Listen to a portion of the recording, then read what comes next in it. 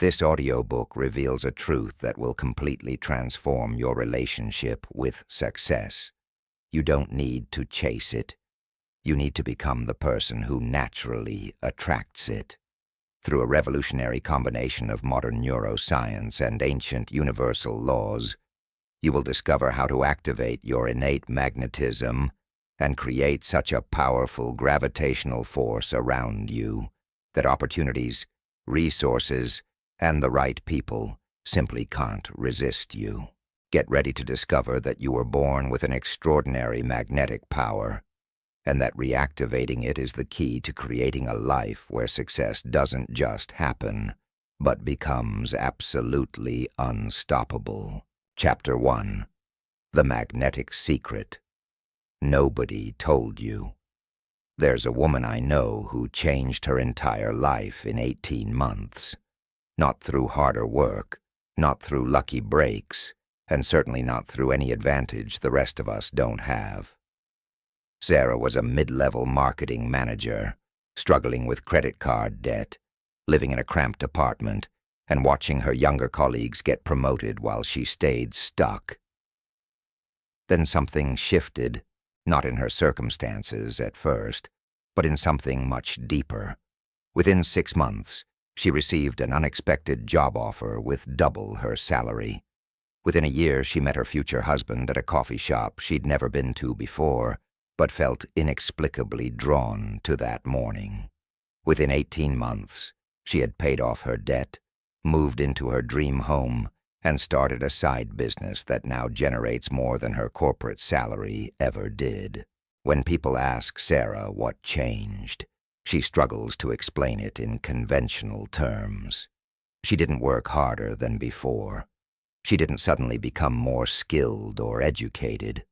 What she discovered, and what you're about to discover, is that there's an invisible force operating in your life right now, every single moment of every single day, and once you learn to work with it consciously, everything changes.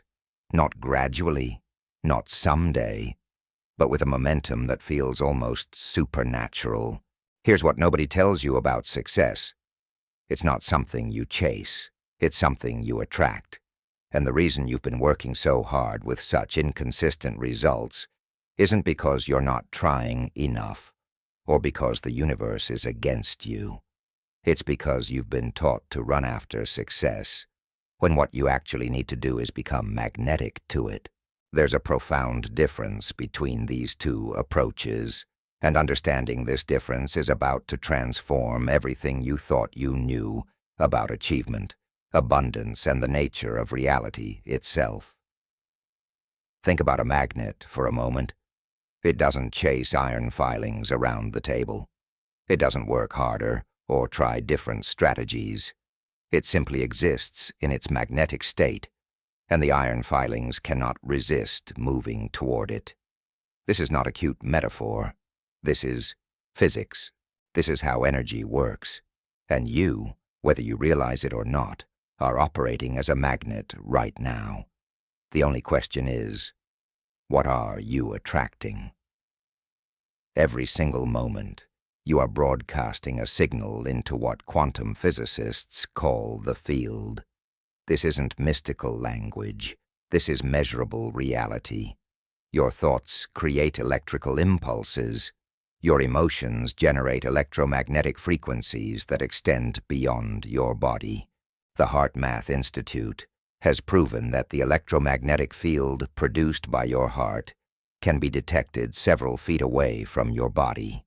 You are literally, scientifically, transmitting energy into the space around you, and the universe, operating according to precise laws that are just as reliable as gravity, responds to that transmission.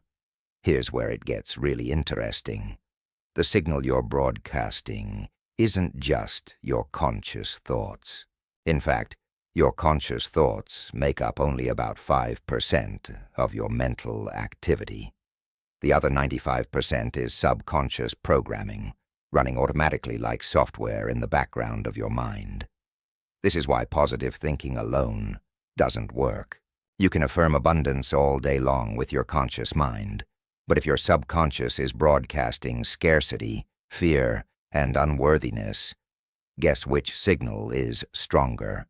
Guess which signal the universe responds to? I know a man named Marcus who spent 3 years doing affirmations every morning. He had vision boards. He read every book on manifestation. He meditated on his goals daily. And nothing changed. He remained stuck in the same frustrating cycle of almost breakthroughs that never quite materialized. The problem wasn't his desire or his discipline. The problem was that beneath all his conscious effort, his subconscious mind was still running a program installed when he was 7 years old, watching his parents fight about money, absorbing the belief that there's never enough and success is for other people. Your subconscious mind is like a radio station broadcasting 24 hours a day, and whatever frequency it's tuned to, that's what you magnetize into your life. This is why some people seem to effortlessly attract opportunities while others work themselves to exhaustion with minimal results. It's not about worthiness or luck. It's about frequency. It's about what signal you're actually transmitting beneath the surface of your awareness. Now, before you start feeling discouraged, here's the empowering truth that changes everything. You can change your frequency. You can reprogram your subconscious. You can transform yourself from someone who repels success into someone who magnetizes it so powerfully that opportunities, resources, and the right people cannot stay away from you. This isn't theory. This is based on neuroscience, quantum physics, and the documented experiences of thousands of people who have made this shift. But first, you need to understand what's really happening when you try to create change in your life using the old model. The old model says, set a goal, make a plan, work hard, overcome obstacles, achieve the goal. This linear approach treats success like something outside of you that you have to go get. And sometimes it works. But notice how exhausting it is. Notice how much resistance you face. Notice how often the universe seems to be working against you rather than with you. The magnetic model is completely different. It says, identify what you want, become the energetic match for it. Allow the universe to deliver it through paths you couldn't have planned. This isn't passive. This isn't sitting around hoping. This is active alignment. This is consciously working with the laws that govern how energy moves in this universe. And when you understand these laws and apply them, you stop swimming against the current and start flowing with a force that's been trying to help you all along. Let me tell you about James. He spent 5 years trying to start a successful business. He worked 16-hour days. He launched product after product. He studied marketing, sales, and everything the experts said to do. And he failed repeatedly. Not because his ideas were bad, not because he wasn't smart enough, but because his entire approach was based on force and control. He was trying to make success happen through sheer will. Then he learned about magnetic attraction. He learned to shift his focus from forcing outcomes to becoming the person who naturally attracts those outcomes. Within 3 months, he had his first profitable month. Within 6 months, he had clients approaching him instead of him chasing them. Within a year, his business had surpassed every goal he'd set during those 5 years of struggle. What changed? His actions barely changed at all. What changed was his state of being. What changed was his frequency. What changed was that he stopped broadcasting desperation and started broadcasting certainty. He stopped trying to prove he was worthy of success and started knowing he was success. And the universe, responding to his new signal with mathematical precision, rearranged circumstances to match his new frequency. This is what I need you to understand right now at the beginning of this journey. You are not broken. You don't need to be fixed. You don't need to become someone else. You simply need to remove the interference that's blocking your natural magnetic power. Because here's a truth that might surprise you. You were born magnetic. Every child is naturally magnetic. Watch children. They ask for what they want without apology. They believe anything is possible. They move toward what excites them without all the mental baggage about whether they deserve it or whether it's realistic. And somehow, the universe seems to conspire to delight them. What happened between then and now? You were programmed. You absorbed beliefs about limitation, about scarcity, about how hard life has to be. You took on other people's fears and doubts. You learned to question your desires and doubt your worthiness. You installed interference patterns that disrupted your natural magnetic field. And every day since then, you've been trying to succeed while carrying this invisible weight. But none of that programming is permanent. None of it is who you really are. It's just software running in your subconscious mind. And software can be rewritten. The person you're about to become, the magnetic version of you that attracts success effortlessly, isn't a new person. It's who you've always been beneath the programming. This journey isn't about becoming someone else. It's about removing everything that's been blocking the real you. Right now, as you listen to these words, you have a choice. You can continue operating under the old model, working harder and harder, trying to force reality to bend to your will, exhausting yourself in the process. Or you can step into a completely different paradigm. You can learn to work with the invisible forces that govern how this universe operates. You can activate your magnetic power and discover what it feels like when the universe starts working for you instead of against you. Think about it.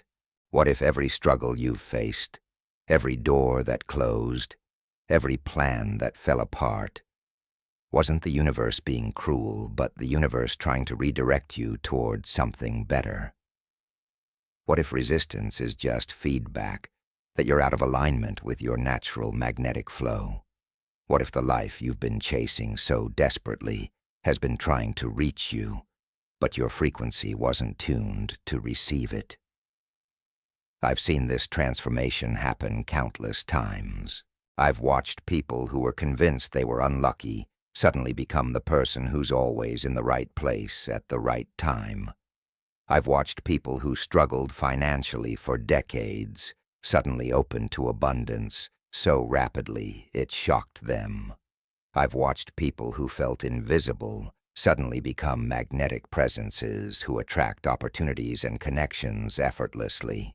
And every single time, the shift began the moment they stopped trying to force success and started allowing themselves to become magnetic to it. This isn't about denying reality or pretending everything is perfect. This is about understanding that your current reality is just a reflection of your past frequency. It's old news. It's the manifestation of who you were being, not who you're becoming. And the beautiful thing about frequency is that it can change instantly. The moment you shift your frequency, you begin broadcasting a new signal, and the universe, always listening, always responding, begins rearranging circumstances to match your new transmission. So here's what we're going to do together. Over the course of this journey, you're going to learn exactly how to identify and shift your frequency. You're going to discover the invisible blocks that have been sabotaging your magnetism. You're going to learn practices that amplify your magnetic field so powerfully that you become irresistible to the success you desire. And you're going to understand, at a deep cellular level, that you are not separate from the universe. You are an essential part of it. And when you align with its flow, when you tune your frequency to match what you desire, the universe has no choice but to deliver. This first chapter is your awakening. It's the moment you realize that you've been playing a game with one hand tied behind your back. It's the moment you understand that there's a completely different way to approach success, abundance, and achievement. It's the moment you begin to suspect that maybe, just maybe, you have far more power than you've been led to believe. Sarah, Marcus, and James aren't special. They don't have some gift you don't have. They simply discovered how to activate something that was already within them. Something that's already within you. They learned to stop fighting against the current and start flowing with it. They learned to stop chasing success and start magnetizing it. And that shift, that fundamental reorientation in how they approached life, changed everything. As you prepare to sleep tonight, allow these truths to sink deep into your subconscious mind. You are magnetic. You have always been magnetic. And now you're about to remember how to use this power consciously, deliberately, and powerfully. The success you desire isn't somewhere out there, distant and difficult to reach. It's already moving toward you, waiting for you to tune your frequency to receive it. Your only job is to become the magnet. The universe will handle the rest. Tomorrow you'll begin this journey with new eyes. You'll start noticing the signals you've been broadcasting without knowing it. You'll begin to feel the interference patterns that have been blocking your natural flow. And step by step, chapter by chapter, you'll transform into the magnetic force you were always meant to be. Get ready. Everything is about to change. Chapter 2. The Quantum Physics of Magnetic Manifestation. There's a famous experiment that changed everything we thought we knew about reality. In the early 1900s, physicists were trying to understand the nature of light and matter, so they devised what's now called the double-slit experiment. They shot particles through two narrow slits to see how they would behave. The results were so bizarre, so impossible according to classical physics, that even the scientists conducting the experiment couldn't believe what they were seeing. The particles behaved differently, depending on whether they were being observed or not. When no one was watching, they acted like waves, creating an interference pattern. But the moment someone observed them, they collapsed into particles and behaved completely differently. This wasn't a measurement error. This wasn't faulty equipment. This was reality showing us something profound. Consciousness affects physical matter. The observer influences the observed. Your awareness literally changes what manifests in the physical world. And while physicists spent decades trying to make sense of this, there's a group of people who intuitively understood its implications immediately. These were the mystics, the manifestation teachers, the people who had been saying for centuries that your inner world creates your outer world. Suddenly, science was confirming what spiritual traditions had known all along. But here's where most people get confused.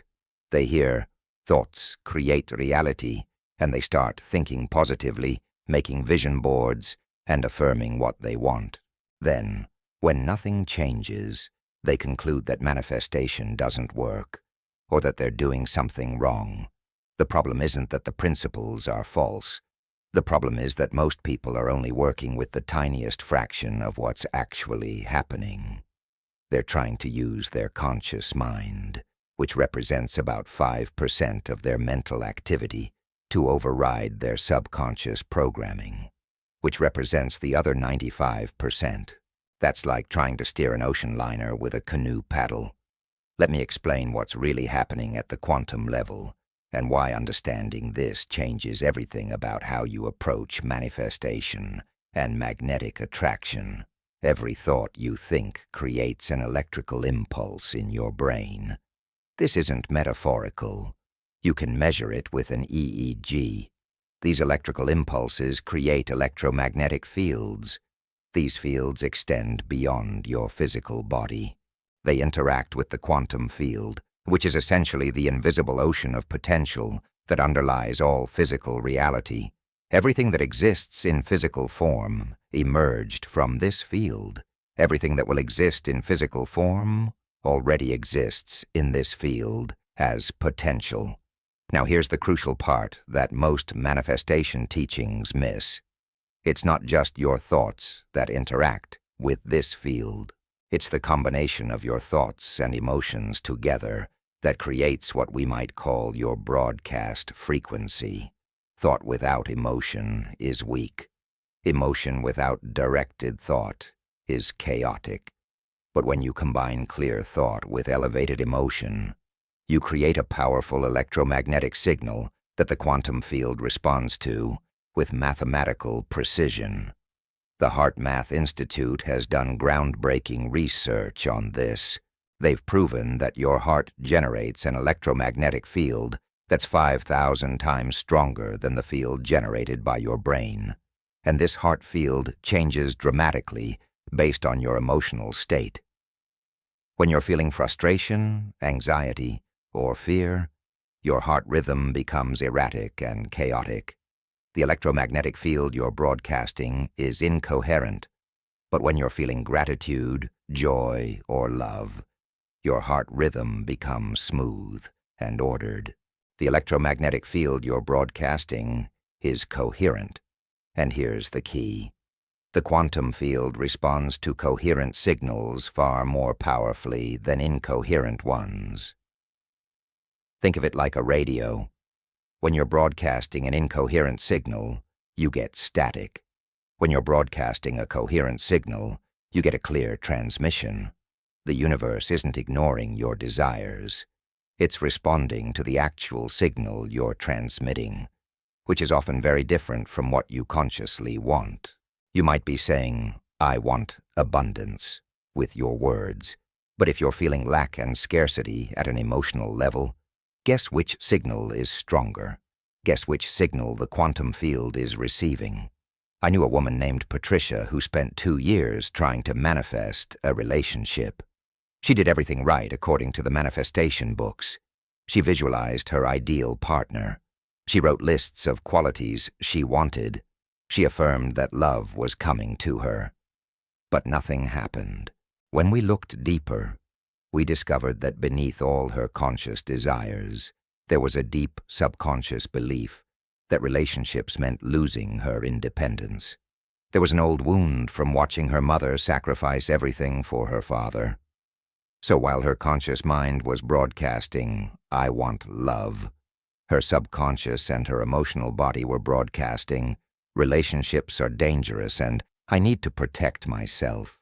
The quantum field was responding to the stronger, more consistent signal, which was the subconscious one. The moment Patricia identified and began healing that subconscious belief, everything shifted. Within 3 months, she met someone at a conference she almost didn't attend. Within 6 months, they were in a committed relationship, not because the universe suddenly decided to be nice to her, but because her signal finally became coherent. Her conscious desires and her subconscious programming finally aligned. And when that alignment happened, the quantum field responded instantly. This is why understanding quantum physics isn't just intellectual curiosity. It's practical power. When you understand that you're living in a universe made of energy, where everything is vibrating at different frequencies, where your thoughts and emotions create measurable electromagnetic fields that interact with a field of infinite potential, manifestation stops being mysterious and starts being mechanical. It's still magical in its results, but it's mechanical in its operation. Let's go deeper into how this actually works. Quantum physics tells us that at the subatomic level, nothing is solid. Everything is energy vibrating at different frequencies. The chair you're sitting on isn't really solid. It's atoms vibrating so quickly that they create the illusion of solidity. The difference between that chair and the air around it isn't substance, it's frequency. They're both energy, just vibrating at different rates. And here's what this means for you. The difference between your current reality and your desired reality isn't a gap you have to physically cross. It's a frequency you need to match.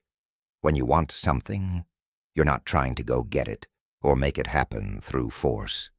You're trying to tune your frequency to match the frequency of what you desire already existing. This is why people who achieve great success often report that it felt inevitable. They're not being arrogant. They're describing the actual experience of being in frequency alignment with their outcome. When you're truly aligned, when your frequency matches your desire, manifestation doesn't feel like effort. It feels like flow. It feels like the universe is conspiring to deliver exactly what you're tuned to receive. Think about a radio again. There are hundreds of radio signals passing through the space where you're sitting right now. You can't see them, but they're there. When you turn on a radio and tune it to 98.5 FM, you hear the station broadcasting on that frequency. You're not creating that station. You're not making that music play. You're simply tuning your receiver to match the frequency of what's already broadcasting. Manifestation works the same way. The reality you desire is already broadcasting from the quantum field. Your job isn't to create it from nothing. Your job is to tune your frequency to receive it. But here's where it gets even more interesting. Quantum physics has discovered something called quantum entanglement. This is when two particles become connected in such a way that changing one instantly affects the other, regardless of the distance between them. Einstein called this spooky action at a distance because it seemed to violate everything we thought we knew about how the universe works. But it's been proven again and again. Particles that are entangled remain connected across any distance instantaneously. What does this mean for you? It means that at the quantum level, you're not separate from anything or anyone else in this universe. You're not an isolated individual trying to manipulate external circumstances. You're an integral part of a unified field where everything is connected. When you change your frequency, you're not just changing yourself. You're affecting the entire field. You're creating ripples that reach farther than you can imagine. This is why when you shift internally, your external circumstances shift to match, often in ways that seem miraculous or coincidental. I know a man named David who was struggling to get his business off the ground. He was doing all the right marketing. He was networking, cold calling, doing everything the business books told him to do. But he was operating from a frequency of desperation and scarcity. He needed clients. He needed money. He needed validation that his business idea was viable. That neediness was his dominant frequency. And the quantum field was responding to that frequency by creating circumstances that matched it, circumstances that kept him in a state of needing. Then David learned about quantum entanglement and how everything is connected. He realized that if he's connected to everything, then he's already connected to his ideal clients. He doesn't need to chase them down. He needs to tune his frequency to match the frequency of someone who already has those clients. So he stopped all the desperate marketing. He stopped trying to force outcomes. Instead, he spent 2 weeks doing nothing but getting into frequency alignment. He visualized what it would feel like to have a thriving business. He practiced the emotions of success, fulfillment, and abundance. He got his heart and his mind broadcasting the same coherent signal. On day 15, he received an email from someone he'd briefly met at a conference 6 months earlier. This person was now in a position to hire consultants, and David's business was exactly what he needed. That one connection led to 3 more. Within a month, David had more clients than he'd acquired in the previous 6 months of desperate hustling. The difference wasn't luck. The difference was that he finally understood how to work with quantum mechanics instead of against them. Now let's talk about the observer effect again, because this is crucial. Remember, the double-slit experiment showed that particles behave differently when they're being observed. What this tells us is that consciousness isn't separate from reality. Consciousness is part of what creates reality. Your observation, your attention, your focus actually influences what manifests from the quantum field into physical form. This is why where you place your attention matters so much. Whatever you focus on consistently, whatever you observe repeatedly, you're collapsing from potential into reality. If you constantly focus on problems, you're observing problems, and the quantum field gives you more of what you're observing. If you focus on lack, you're observing lack, and you get more lack.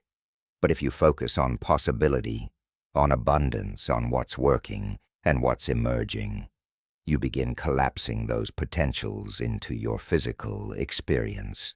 Most people have this completely backwards. They think, I'll believe it when I see it. But quantum physics proves that it works the other way around. You'll see it when you believe it. Your belief, your expectation, your frequency of certainty actually influences what emerges from the field of potential. This isn't positive thinking. This is quantum mechanics. This is how reality operates at the most fundamental level. There's a concept in quantum physics called superposition. It means that a particle exists in all possible states simultaneously until it's observed, at which point it collapses into one specific state. Your future exists in superposition right now. All possible versions of your life exist as potential in the quantum field. The version that collapses into physical reality is determined by the frequency you're broadcasting and where you're placing your attention. You're not creating your future from nothing. You're selecting which version of your already existing potential future becomes your physical reality. This should be incredibly empowering. It means that the successful version of you already exists. The abundant version of you already exists. The healthy, happy, fulfilled version of you already exists as potential in the quantum field. You don't have to become someone you're not. You simply have to tune your frequency to match the version of you that you want to experience, and that version will collapse from potential into reality. Let me tell you about Maria. She had been struggling with her health for years. She tried every diet, every exercise program, every medical intervention available. Nothing worked. She was exhausted from fighting against her body, from trying to force it to be different. Then she learned about quantum physics and superposition. She realized that the healthy version of her body already existed as potential. Her job wasn't to force her body to change. Her job was to tune her frequency to match the frequency of health. So she stopped fighting. She stopped looking at her body as broken. She started spending time every day feeling into what it would feel like to have vibrant health. She visualized her cells operating perfectly. She felt gratitude for her body's wisdom. She tuned her frequency to health instead of illness. Within 3 months, her symptoms began improving. Within 6 months, her doctors were baffled by her test results. Within a year, she was healthier than she'd been in a decade. Nothing changed except her frequency, but that frequency change was everything. Here's another key principle from quantum physics: coherence. In physics, coherence means that waves are synchronized, moving in harmony with each other. Incoherence means they're out of sync, creating interference patterns. Your thoughts, emotions, beliefs, and actions can be either coherent or incoherent. When they're all aligned, all broadcasting the same message, you're coherent. Your signal is strong and clear. The quantum field responds powerfully. But when your thoughts say one thing, your emotions say another. Your beliefs contradict both, and your actions don't match any of them. You're incoherent. Your signal is weak and mixed. The quantum field doesn't know what you actually want. This is why affirmations alone don't work. You can say, "I am abundant," all day long, but if you feel anxious about money, believe that wealth is hard to achieve, and act like you're broke, your signal is completely incoherent.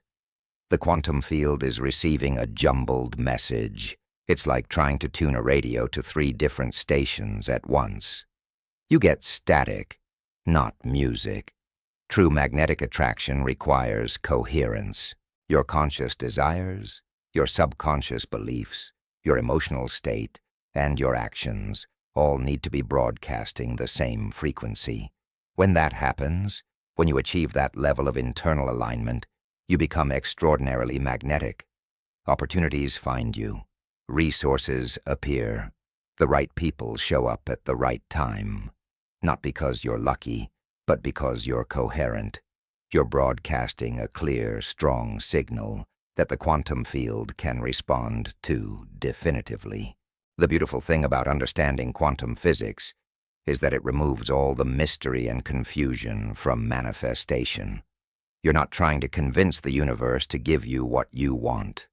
You're not trying to be deserving enough or good enough. You're simply learning to work with the laws that govern how energy operates in this universe.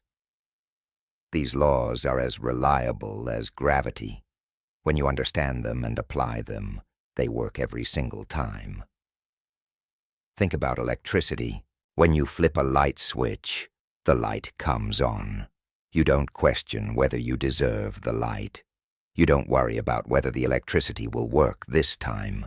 You know that electricity flows through wires according to specific laws.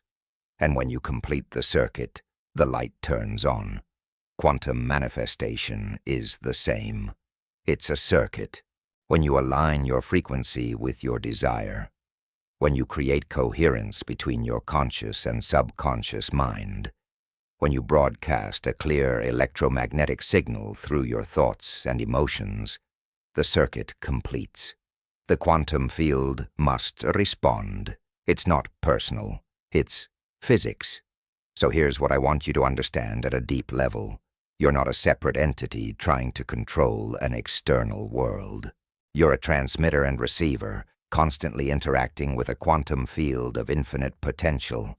Every thought you think, every emotion you feel, every belief you hold is creating an electromagnetic broadcast. And that broadcast is selecting which possibilities collapse from the field into your physical reality.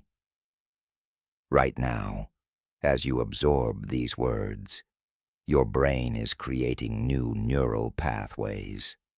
Your understanding of how reality works is shifting. And as your understanding shifts, your frequency shifts. As your frequency shifts, your magnetic pull changes. You're not the same person who began this chapter.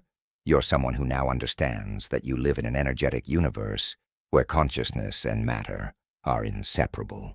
You're someone who now knows that changing your internal frequency is the most powerful action you can take to change your external circumstances. Tomorrow, when you wake up, you'll start noticing things differently. You'll catch yourself broadcasting frequencies unconsciously.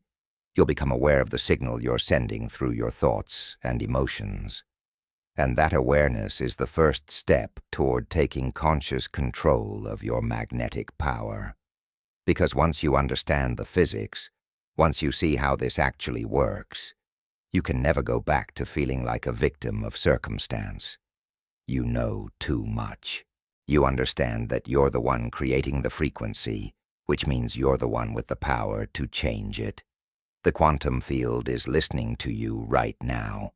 It's responding to the frequency you're broadcasting this very moment.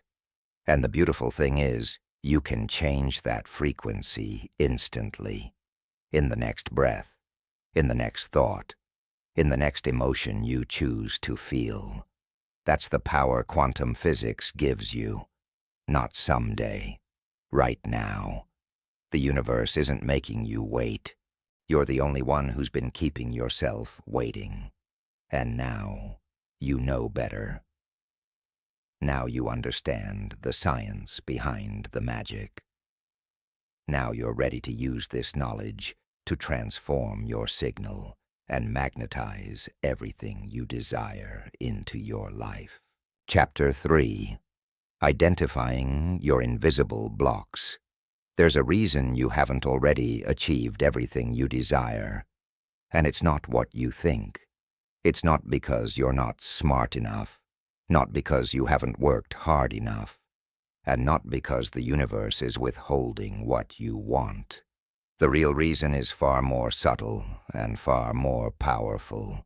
Right now, operating beneath your conscious awareness, there are invisible blocks broadcasting a frequency that directly contradicts what you consciously desire.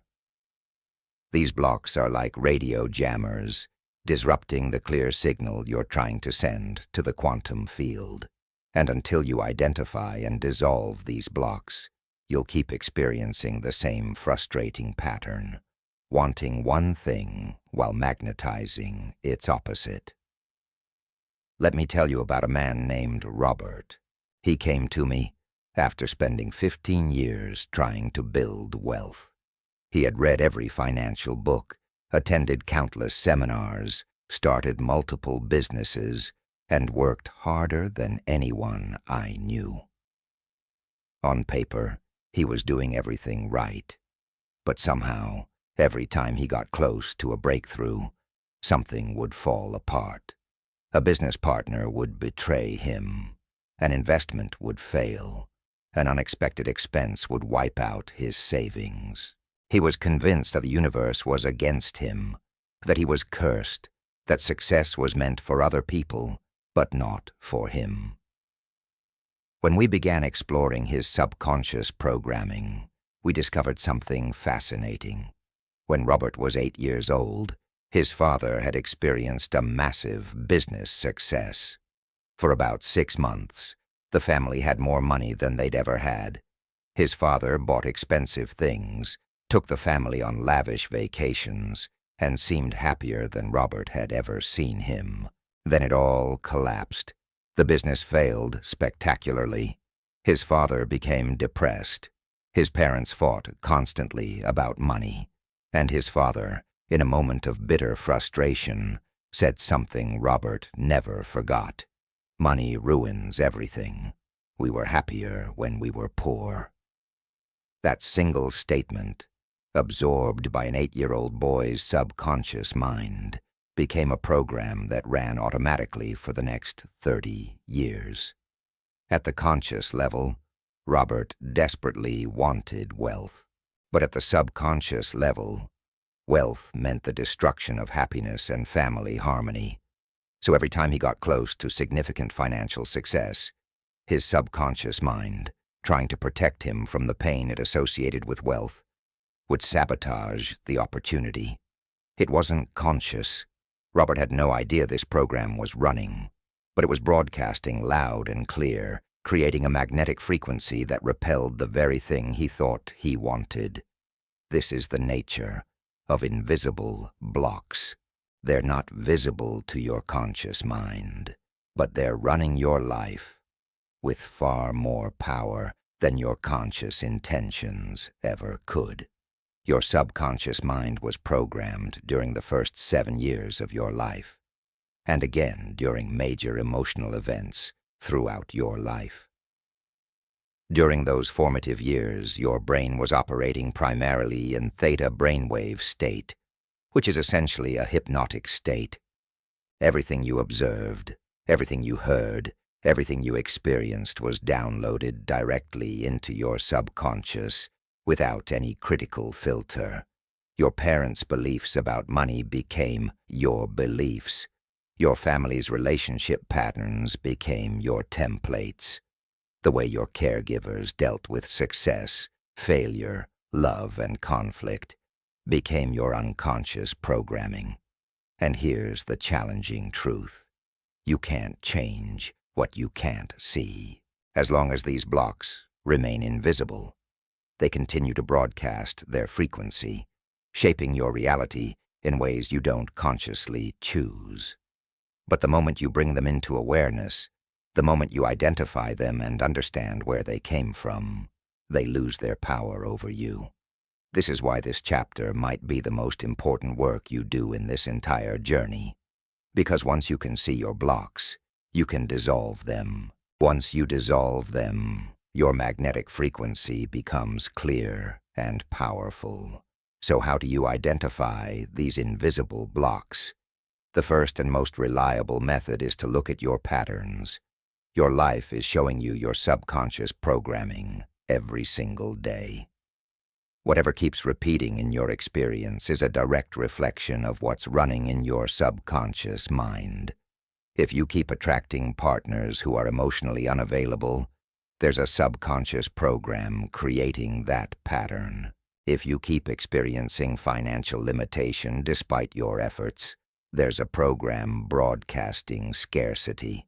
If you keep feeling passed over for opportunities, there's a program that believes you're invisible or unworthy. Most people look at these patterns and blame external circumstances. They say, there aren't any good partners out there, or the economy is bad, or my industry is too competitive. But remember what quantum physics taught us. You're not observing an objective reality. You're collapsing potential into reality based on your frequency. The patterns in your life aren't happening to you. They're happening through you, created by the frequency you're broadcasting from your subconscious programming. I worked with a woman named Jennifer who had changed jobs 7 times in 5 years. At each job, she would start out enthusiastically, perform well initially, and then inevitably end up in conflict with her supervisor. She was convinced that she just had bad luck with bosses, that she kept ending up with difficult people. But when we examined the pattern more closely, we discovered something revealing. Every single supervisor conflict followed the same script. Jennifer would work hard, exceed expectations, and then feel resentful when her efforts weren't acknowledged exactly the way she wanted. That resentment would build until she either quit or created enough tension that she was let go. When we traced this pattern back to its origin, we found a deep wound from Jennifer's relationship with her father. No matter how hard she tried as a child, no matter what she achieved, he never gave her the recognition and approval she craved. So she developed a subconscious belief. I have to work twice as hard as everyone else, and even then, I won't get the recognition I deserve. That belief wasn't serving her. It was creating a magnetic frequency that attracted experiences that confirmed the belief over and over again. The moment Jennifer saw this pattern clearly, everything changed. She realized she had been unconsciously seeking from every supervisor what she never got from her father. She was setting up these authority figures to disappoint her, playing out the same painful dynamic repeatedly. Once she saw it, once she brought it into conscious awareness, she could choose differently. She could recognize that her worth wasn't dependent on external validation. She could stop broadcasting the frequency of "I'm not enough" and start broadcasting the frequency of "I am valuable exactly as I am." Within months, her work relationships transformed completely. This is the power of pattern recognition. Your patterns are not your enemy. They're messengers, showing you exactly what's running in your subconscious so you can update the programming. But you have to be willing to look honestly at what's repeating in your life. You have to be willing to move beyond blaming circumstances and ask the deeper question: What frequency am I broadcasting that keeps creating this experience? Another powerful way to identify invisible blocks is through your emotional reactions. Your emotions are indicators of your subconscious beliefs. When something triggers a strong emotional response in you, especially if that response seems disproportionate to the situation, you've just discovered a block. That trigger is showing you a belief or wound that needs healing. Let me give you an example. I knew a man named Thomas who became irrationally angry whenever he saw people displaying wealth ostentatiously. Expensive cars, designer clothes, luxury vacations, anything that signaled wealth would trigger intense judgment and anger in him. Consciously, Thomas wanted to be wealthy. He was working toward financial success. But his emotional reaction was revealing a deep subconscious block. When we explored this reaction, Thomas remembered that as a teenager, his family lost their home because a wealthy landlord raised the rent beyond what they could afford. The landlord showed up in an expensive car to serve the eviction notice, and Thomas watched his mother cry as they packed their belongings. In that moment, his subconscious formed a belief. Wealthy people are cruel. Wealth makes you heartless. If I become wealthy, I'll become a bad person.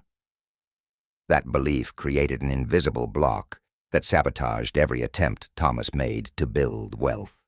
His conscious mind wanted money, but his subconscious mind associated wealth with being a cruel, heartless person, and no part of him wanted to become that. So his subconscious would ensure he never accumulated significant wealth, protecting him from becoming the thing he most despised. Once Thomas identified this block and recognized that wealth itself doesn't make someone cruel, that he could be both wealthy and kind, the block began to dissolve. His emotional reactions to displays of wealth softened, and within a year, his income had tripled. The moment the subconscious interference cleared, his natural magnetic attraction to wealth activated. Your emotional triggers are gold mines of information about your subconscious programming. Instead of trying to suppress uncomfortable emotions or justify your reactions, use them as diagnostic tools. When you feel triggered, pause and ask, what belief is this emotion revealing? What story am I telling myself about this situation? The answers will show you your blocks. Now let's talk about another category of invisible blocks: inherited beliefs. These are beliefs you absorbed from your family, your culture, your religion, or your society. They're not based on your personal experience. They're based on other people's experiences and conclusions. But because you absorbed them during your formative years, they feel like truth. They feel like facts about how the world works, and they broadcast a frequency that shapes your reality, even though they were never really yours to begin with. I worked with a woman named Sophia, whose family had immigrated to a new country when she was young. Her parents had struggled financially, working multiple jobs, always stressed about money. They constantly told her, "You have to work hard for every penny, and nothing comes easy, and be grateful for whatever you can get." These weren't malicious statements. Her parents were teaching her what they believed was necessary for survival, but Sophia absorbed these beliefs as absolute truths. Even after she became educated, even after she entered a lucrative career field, she couldn't break through a certain income ceiling. She worked incredibly hard, but was terrified to raise her rates or negotiate for better pay. When we explored her blocks, we discovered that deep in her subconscious, she believed that asking for more money was ungrateful. She believed that ease was impossible. She believed that financial struggle was her inheritance, her identity, her fate. These weren't her beliefs based on her experience. They were inherited beliefs from her parents' experience. but they were running her life as powerfully as if they were absolute truth. The moment Sophia recognized that these beliefs were inherited, not inherent, she could question them. She could ask, do I actually believe this, or am I just repeating what I was told? She could choose to honor her parents' journey while creating her own beliefs based on her own desires and potential. Within 6 months of releasing these inherited beliefs, Sophia had doubled her income. She negotiated a raise she would have never considered before. She started a side business that took off quickly. None of her external circumstances changed first. Her internal frequency changed, and the external circumstances rearranged themselves to match. This is what I need you to understand. Most of the beliefs running your subconscious mind aren't even yours. They're hand-me-downs, absorbed before you had the capacity to question them, and they're creating invisible blocks that limit your magnetic power. But you don't have to keep them. You can examine each belief, ask whether it serves you, and consciously choose what you want to believe instead. There's another type of invisible block that's particularly insidious, the identity block. This is when your sense of self, your core identity, is tied to limitation or struggle. You're not just experiencing lack. You are someone who struggles. You're not just facing challenges. You are someone for whom life is hard. This identity becomes so ingrained that it feels like who you are, and changing it feels like losing yourself. I knew a man named Michael who identified as someone who had overcome adversity. His entire life story was built around being the underdog who succeeded despite the odds. He wore his struggles like badges of honor, and there's nothing wrong with being proud of overcoming challenges. The problem was that Michael's identity required adversity to be valid. If things became easy, if success flowed naturally, he didn't know who he would be anymore. So his subconscious kept creating adversity. Every success would be followed by a crisis because his identity required struggle to feel real. He was stuck in a pattern of 2 steps forward, 1 step back, never allowing himself to experience sustained ease because ease threatened his core sense of self.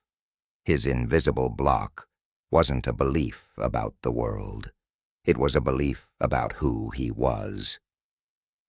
Breaking through an identity block requires a willingness to expand your sense of self. Michael had to recognize that he could still be himself, still be the person who overcame challenges while also allowing himself to experience ease and flow. He had to understand that his identity could include multiple versions, the person who persevered through adversity and the person who magnetizes success effortlessly. Both could be true. Both could coexist. The moment Michael released the requirement that struggle validate his identity, his entire experience shifted. Opportunities became easier. Success flowed with less resistance. And interestingly, he didn't lose his sense of self. He expanded it.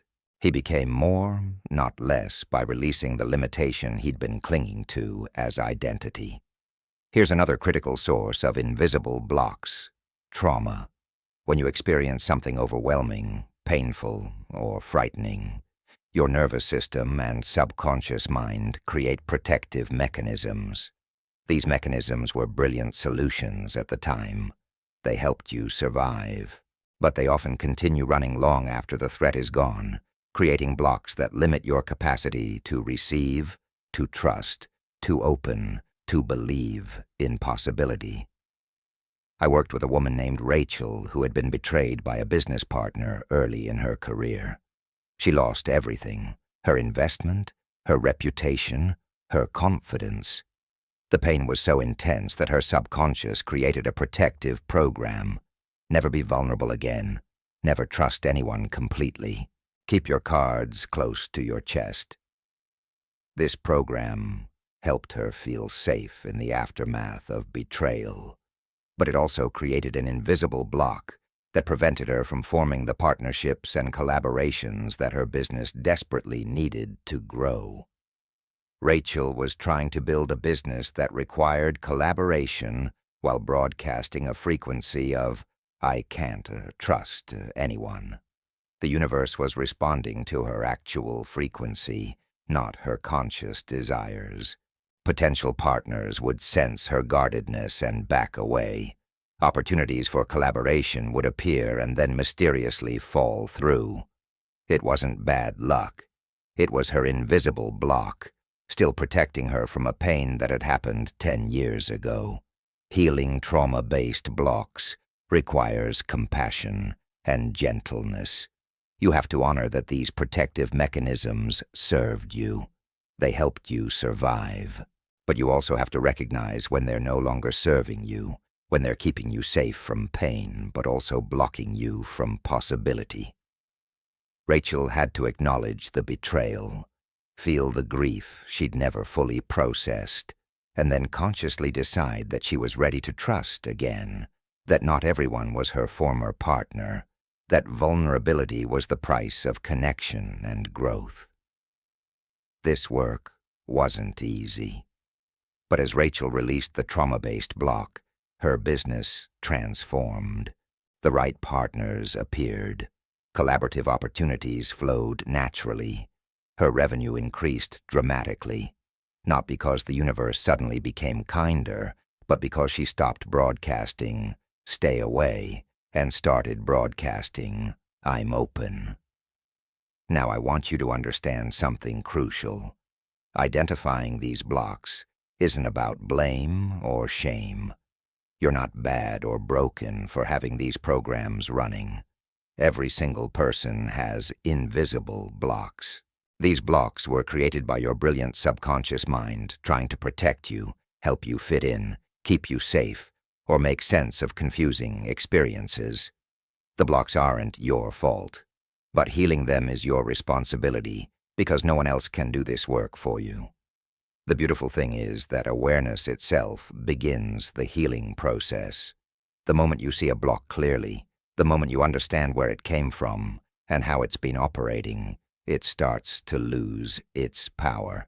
It moves from the invisible realm, where it had total control, into the visible realm where you have choice.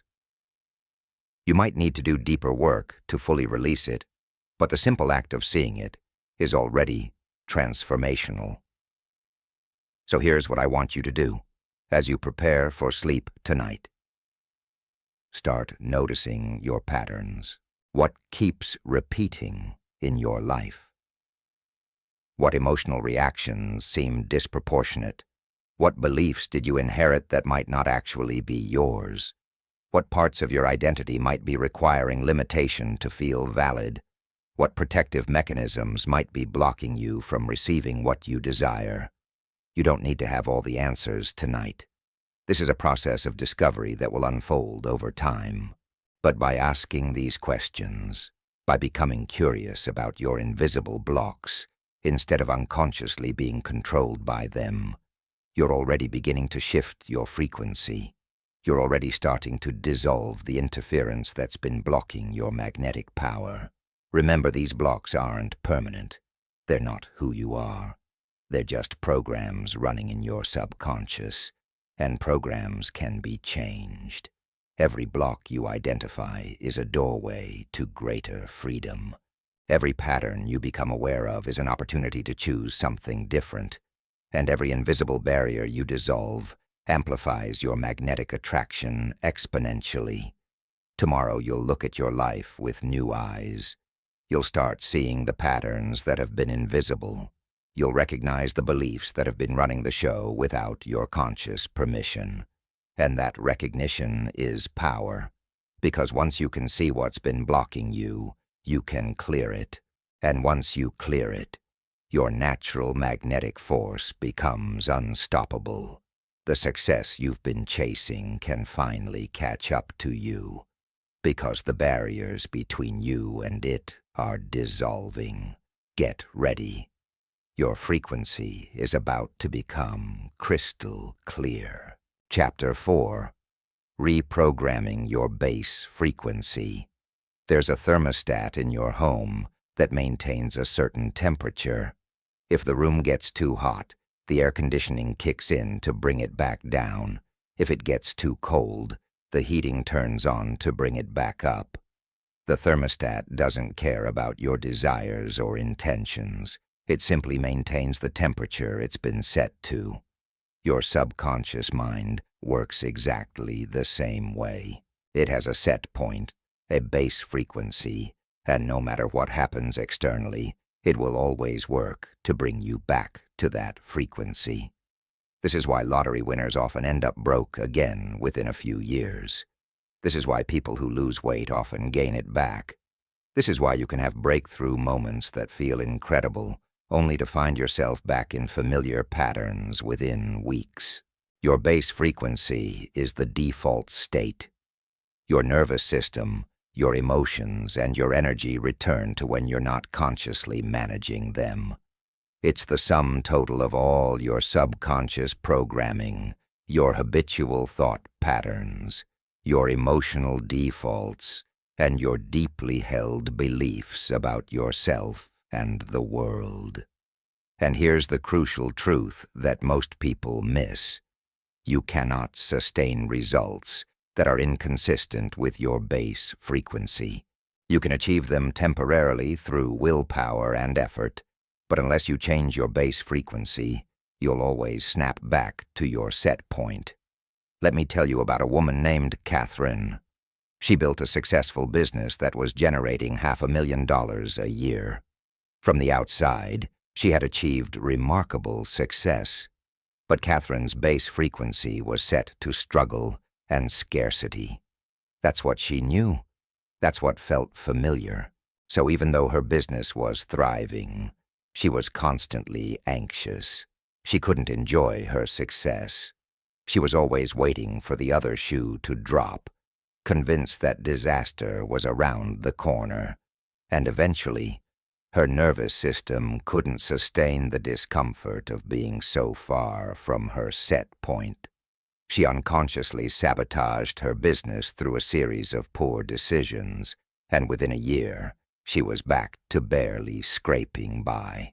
When Catherine came to me, devastated by what had happened, she couldn't understand why she had destroyed something she worked so hard to build.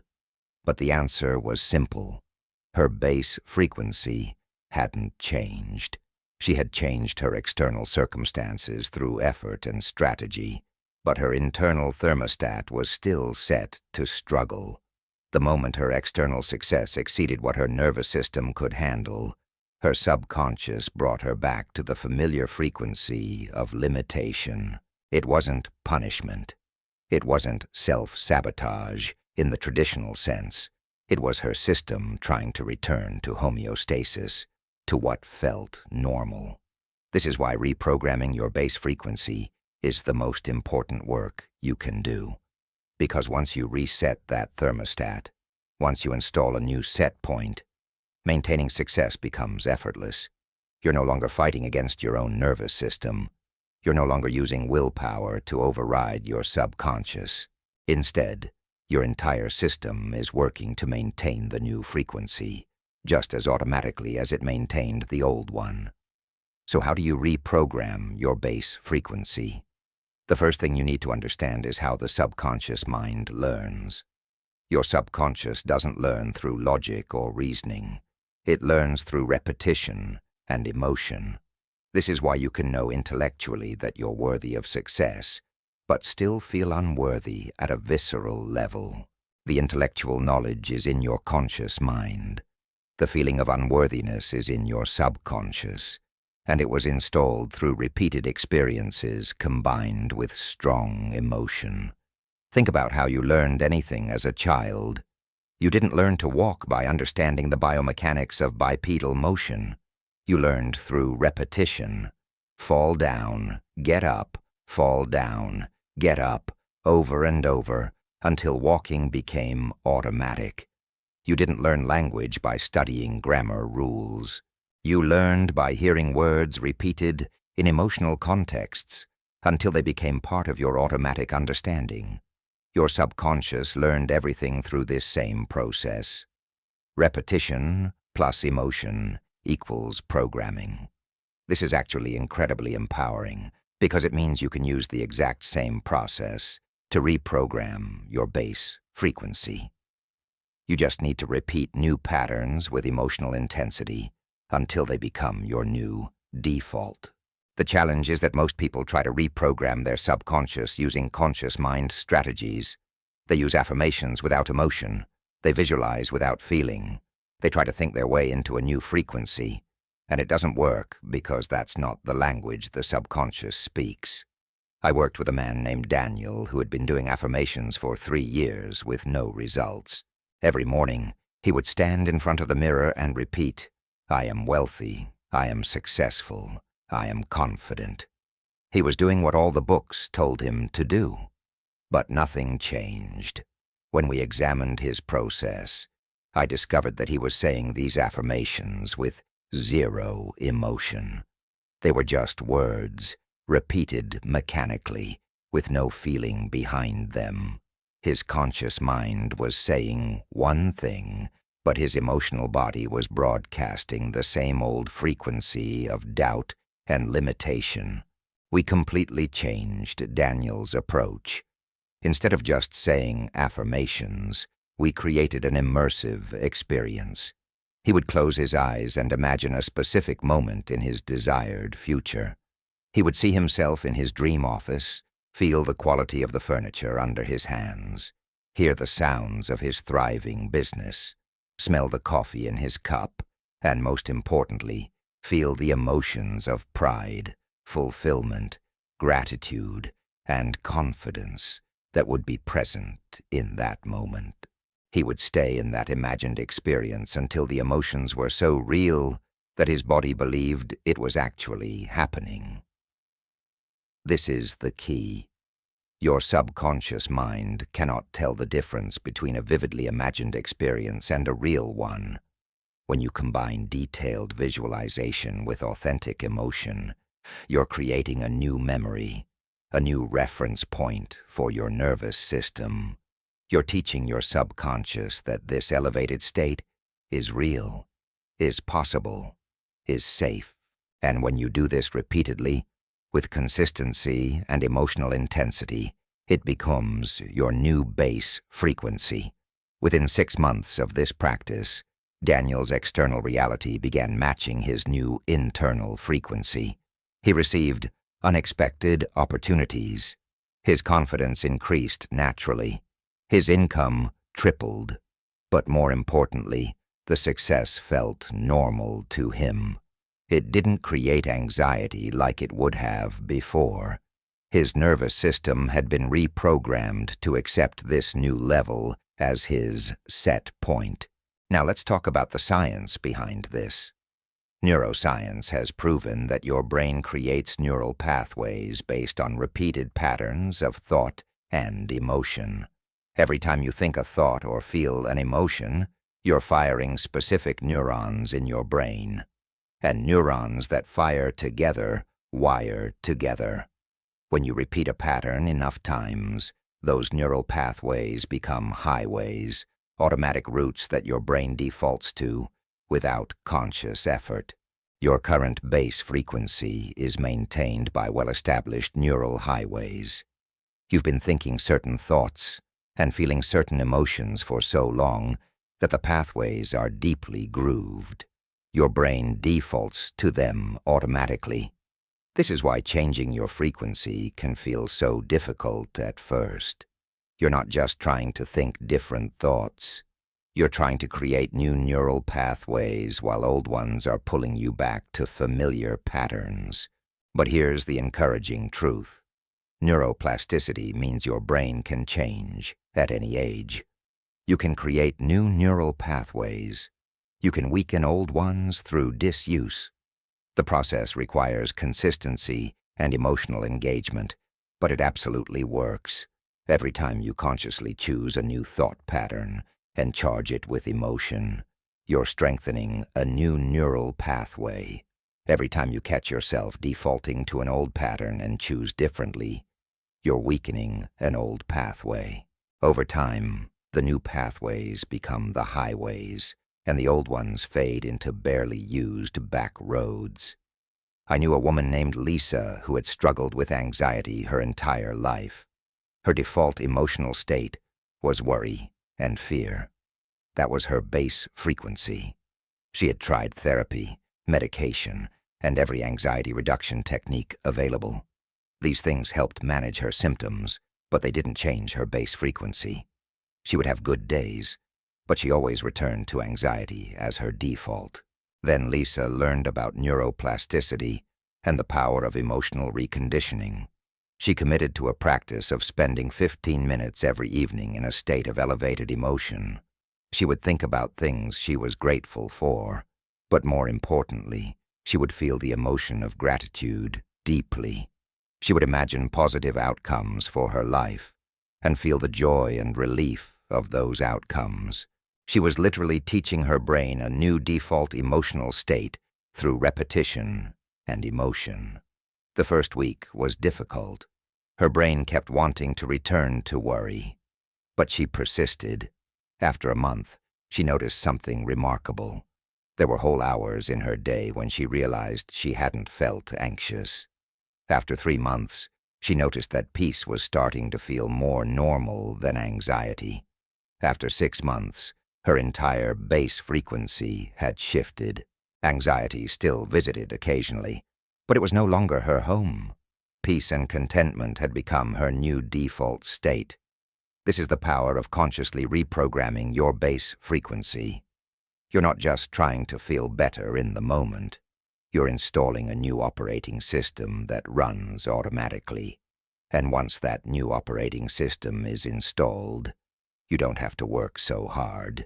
Your default state becomes the elevated state.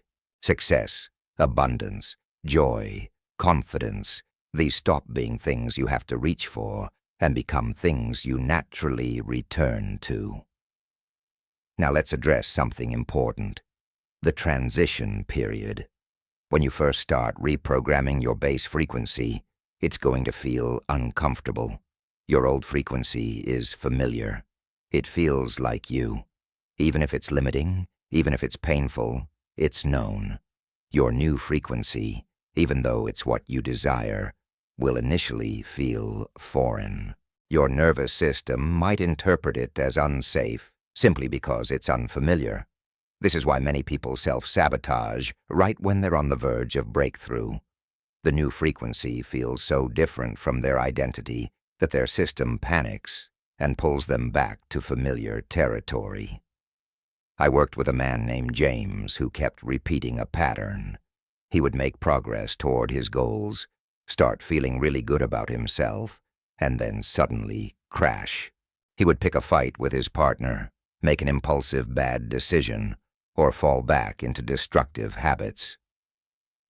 He was convinced something was wrong with him, that he was broken in some way. But the truth was simpler. His nervous system was protecting him from the discomfort of the unfamiliar. James's base frequency was set to struggle and self-doubt. That's what felt safe to his nervous system, not because it was pleasant, but because it was known. When he started succeeding and feeling confident, his nervous system interpreted that as danger because it was outside his familiar range. So it would create chaos to bring him back to the familiar frequency, back to what felt like safety. Once James understood this, he could work with his nervous system instead of against it. When he felt that urge to self-sabotage, he could recognize it as his system trying to return to familiar territory. Instead of judging himself or fighting the urge, he would pause, breathe, and consciously reassure his nervous system that this new frequency was safe. He would say to himself, "This good feeling is safe. This success is safe. It's okay to stay here." Over time, his nervous system learned that the elevated frequency was not a threat, and the self-sabotage patterns dissolved.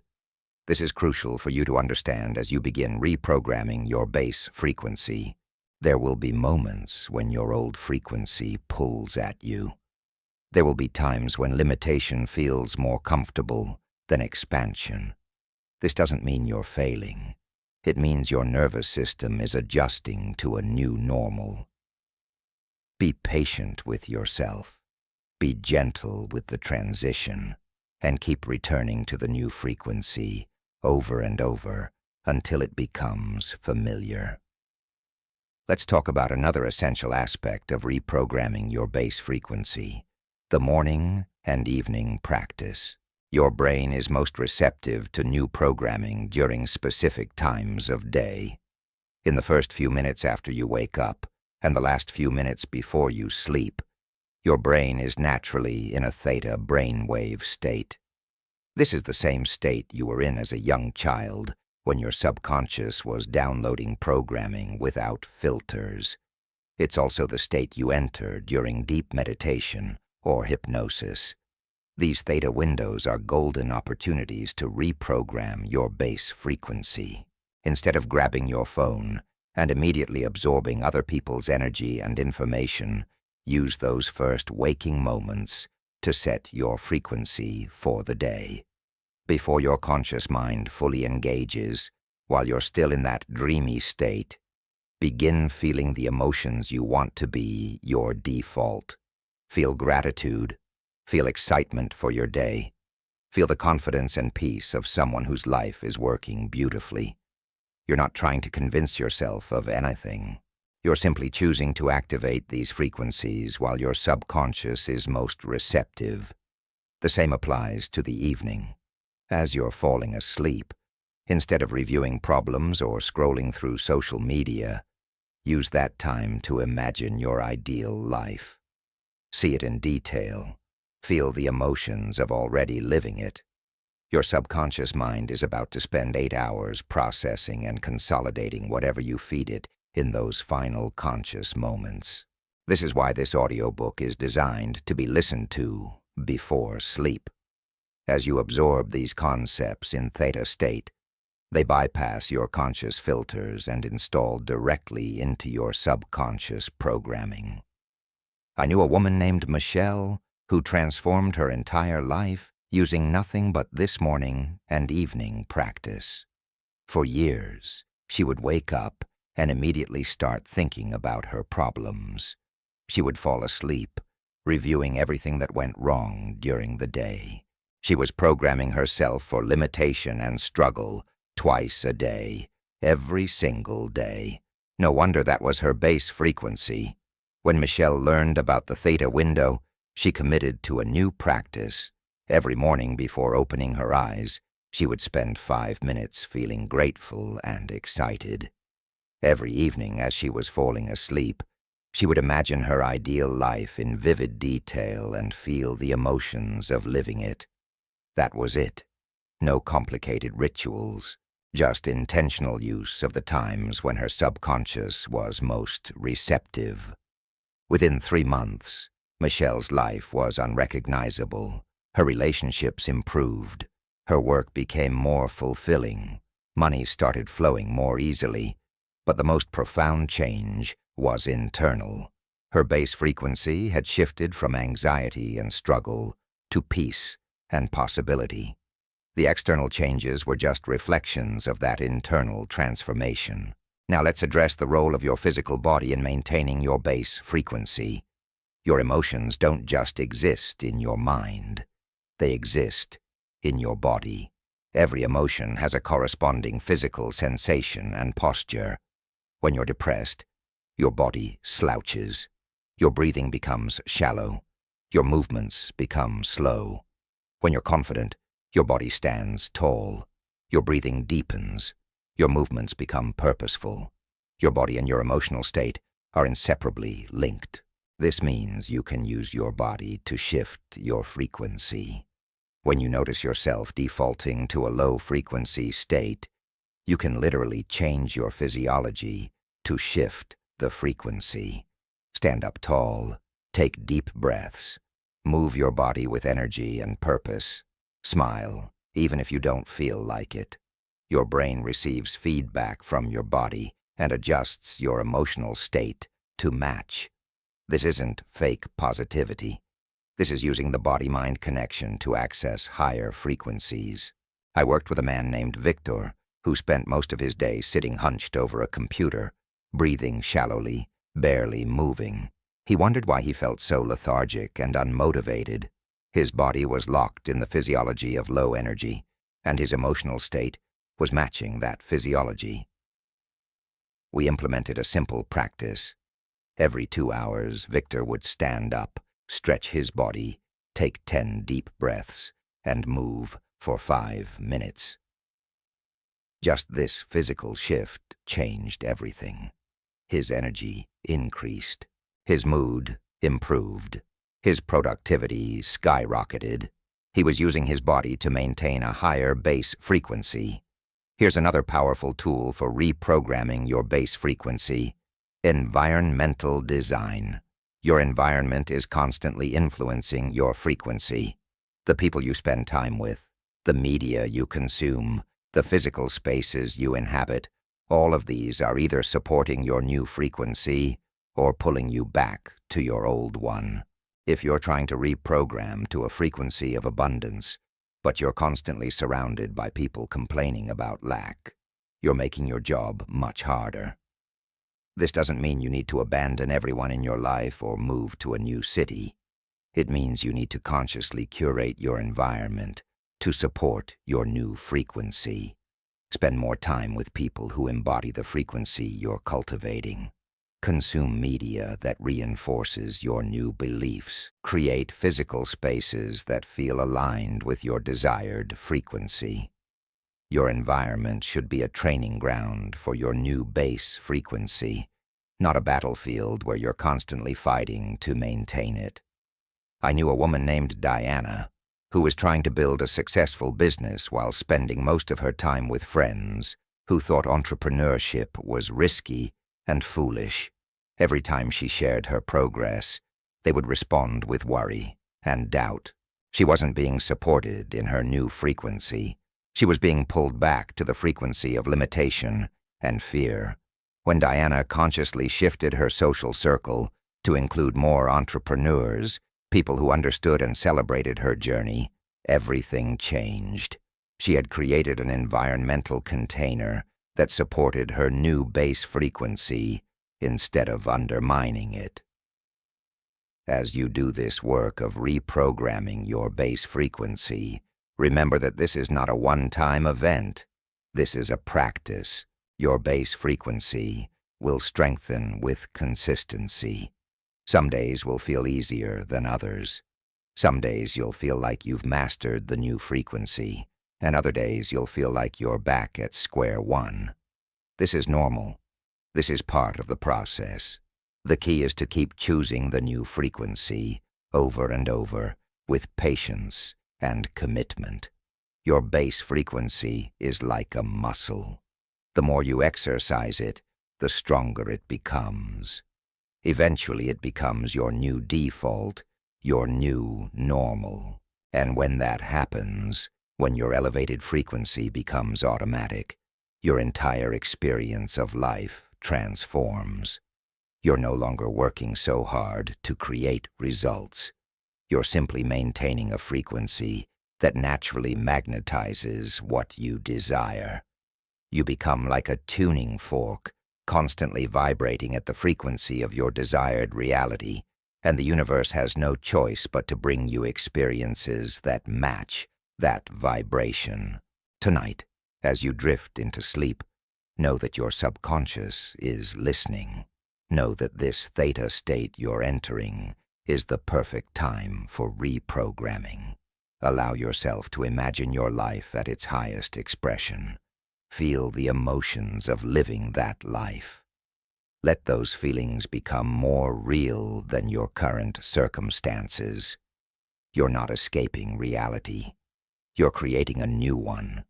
You're installing a new base frequency that will become the foundation for everything that comes next. And tomorrow, you'll wake up slightly different than you were today.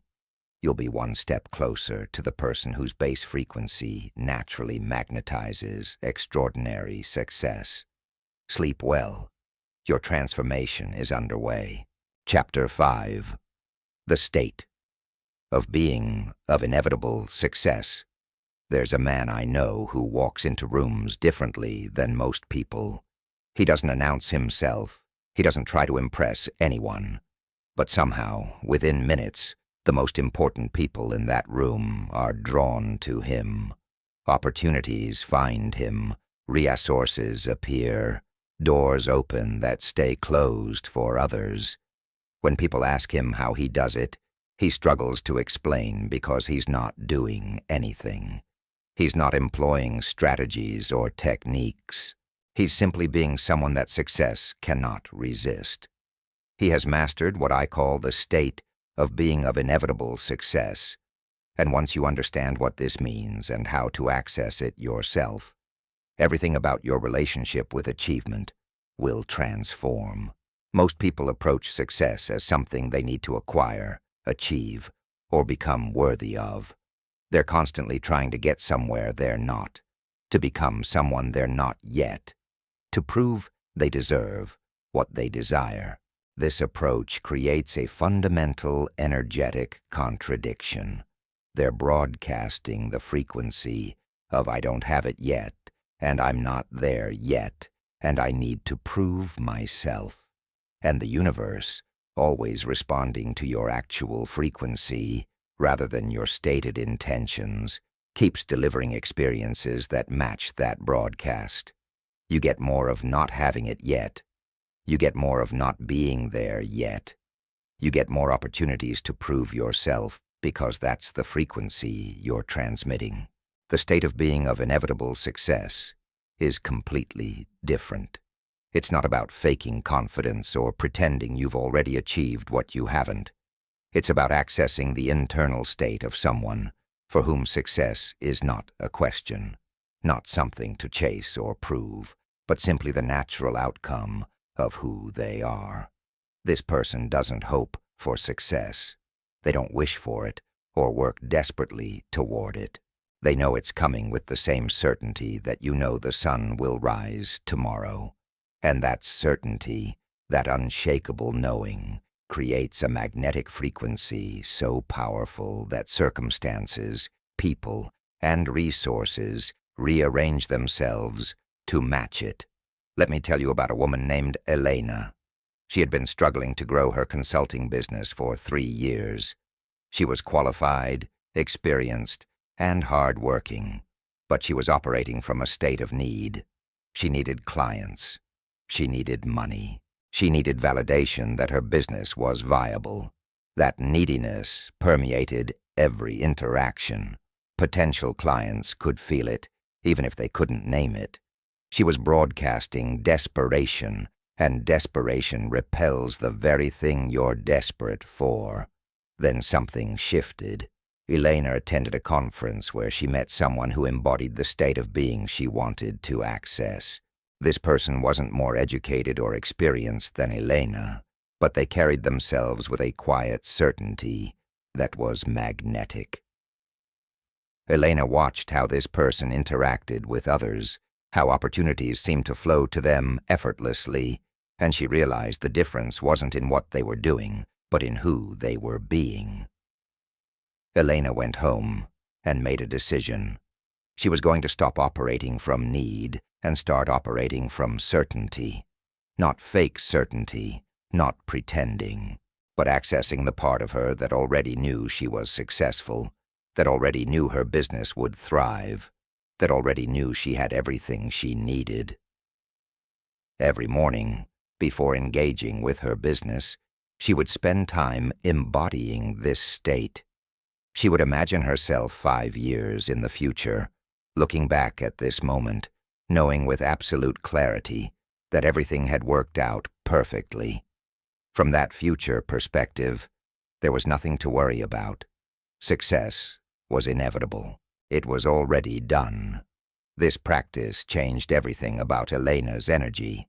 She stopped chasing clients and started serving the ones she had with full presence.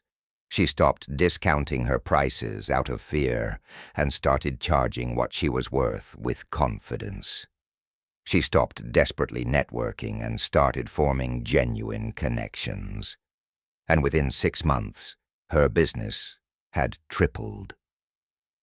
The external actions barely changed. What changed was her state of being. And that shift in state created a completely different magnetic field. This is what you need to understand. Your state of being is your vibrational set point. It's not what you do or say. It's the energy you emanate from your core. And people, opportunities, and circumstances respond to that energy far more than they respond to your words or actions. You can say all the right things, take all the right actions, but if your state of being is broadcasting lack, doubt, or desperation, those efforts will produce minimal results.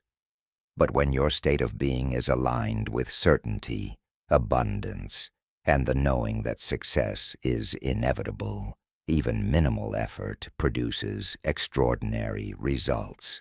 So how do you access this state of being? The first step is understanding that this state already exists within you. You're not trying to create something new or become someone you're not.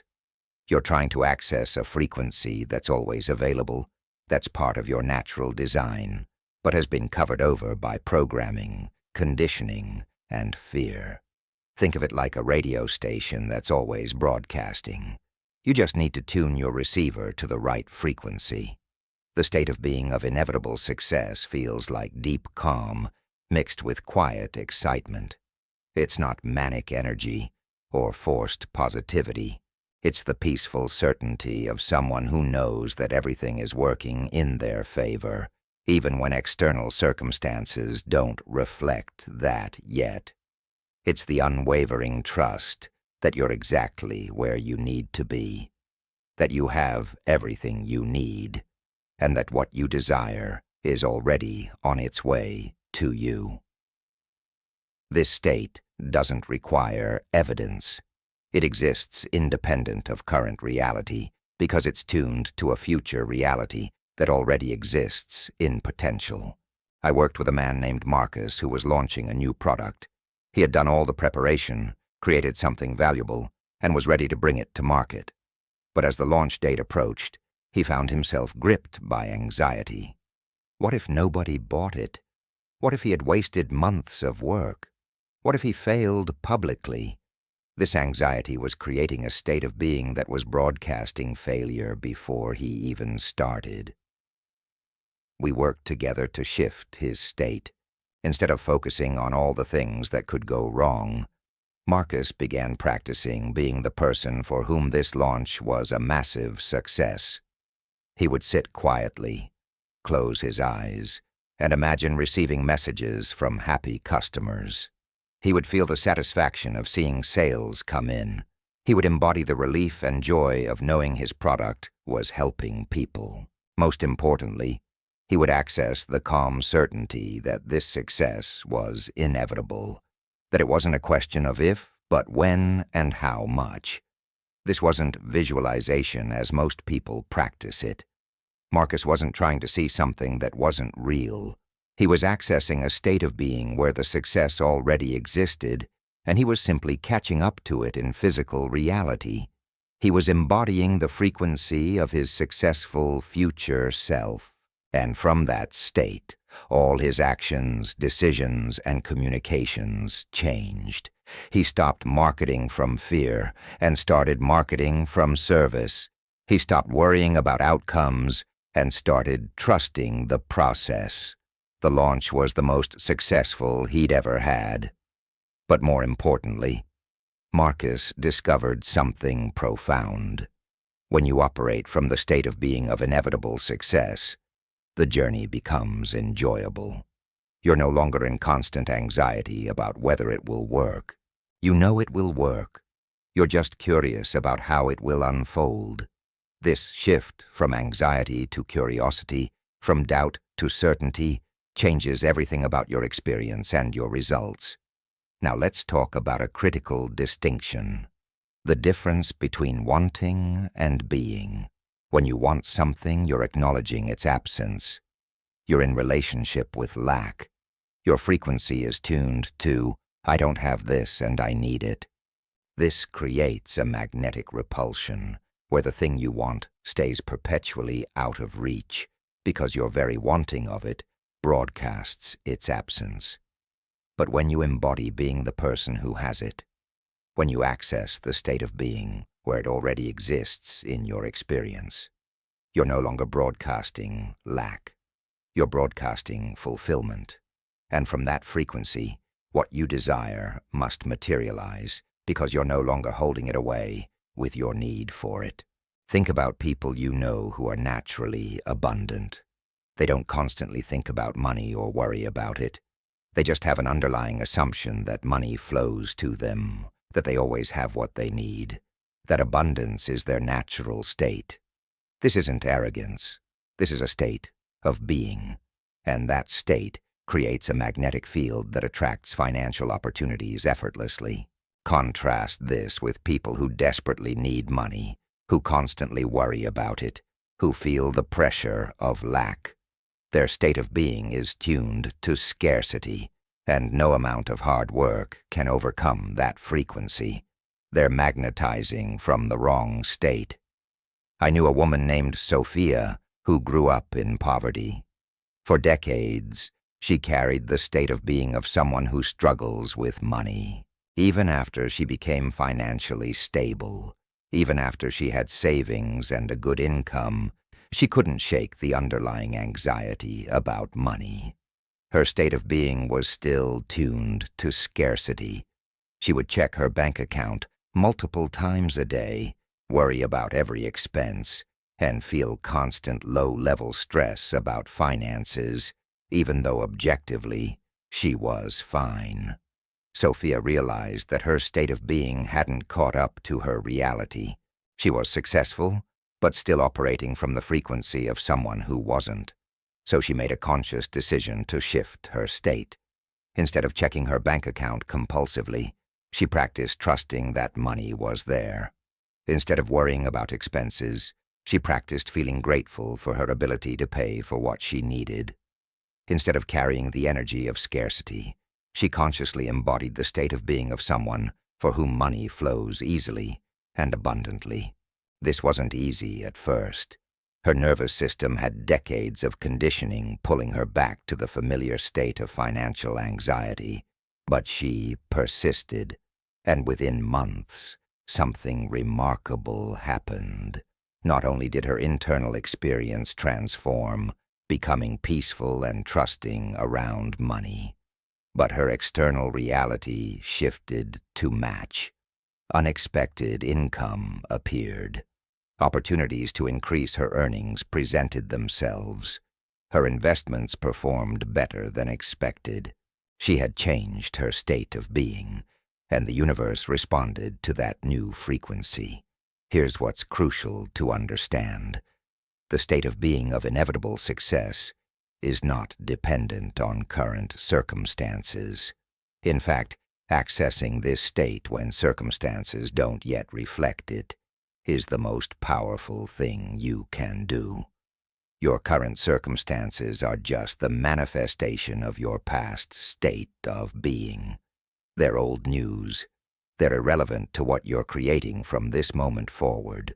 When you can maintain the state of being of inevitable success regardless of what you see around you, you're operating at the highest level of magnetic power. This is what separates people who achieve extraordinary results from those who don't. It's not intelligence, education, connections, or even talent. It's the ability to hold a state of being that's aligned with the desired outcome, even when external reality hasn't caught up yet. Most people need evidence before they'll believe. They need to see results before they'll embody success. But this is backwards. You must embody the state first. You must become it internally before it can manifest externally. You must be it before you can see it. I worked with a man named David who was building a company in a highly competitive industry. He was up against competitors with more resources, bigger teams, and established market presence. By all logical measures, he shouldn't have had a chance. But David had something his competitors didn't, an unshakable state of being that his success was inevitable.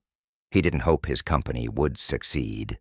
He knew it would, not because he was delusional or ignoring reality, but because he was operating from a future state where the success had already happened. This state of being informed every decision David made. He negotiated partnerships from a place of certainty rather than desperation. He hired team members who could feel his conviction and wanted to be part of it.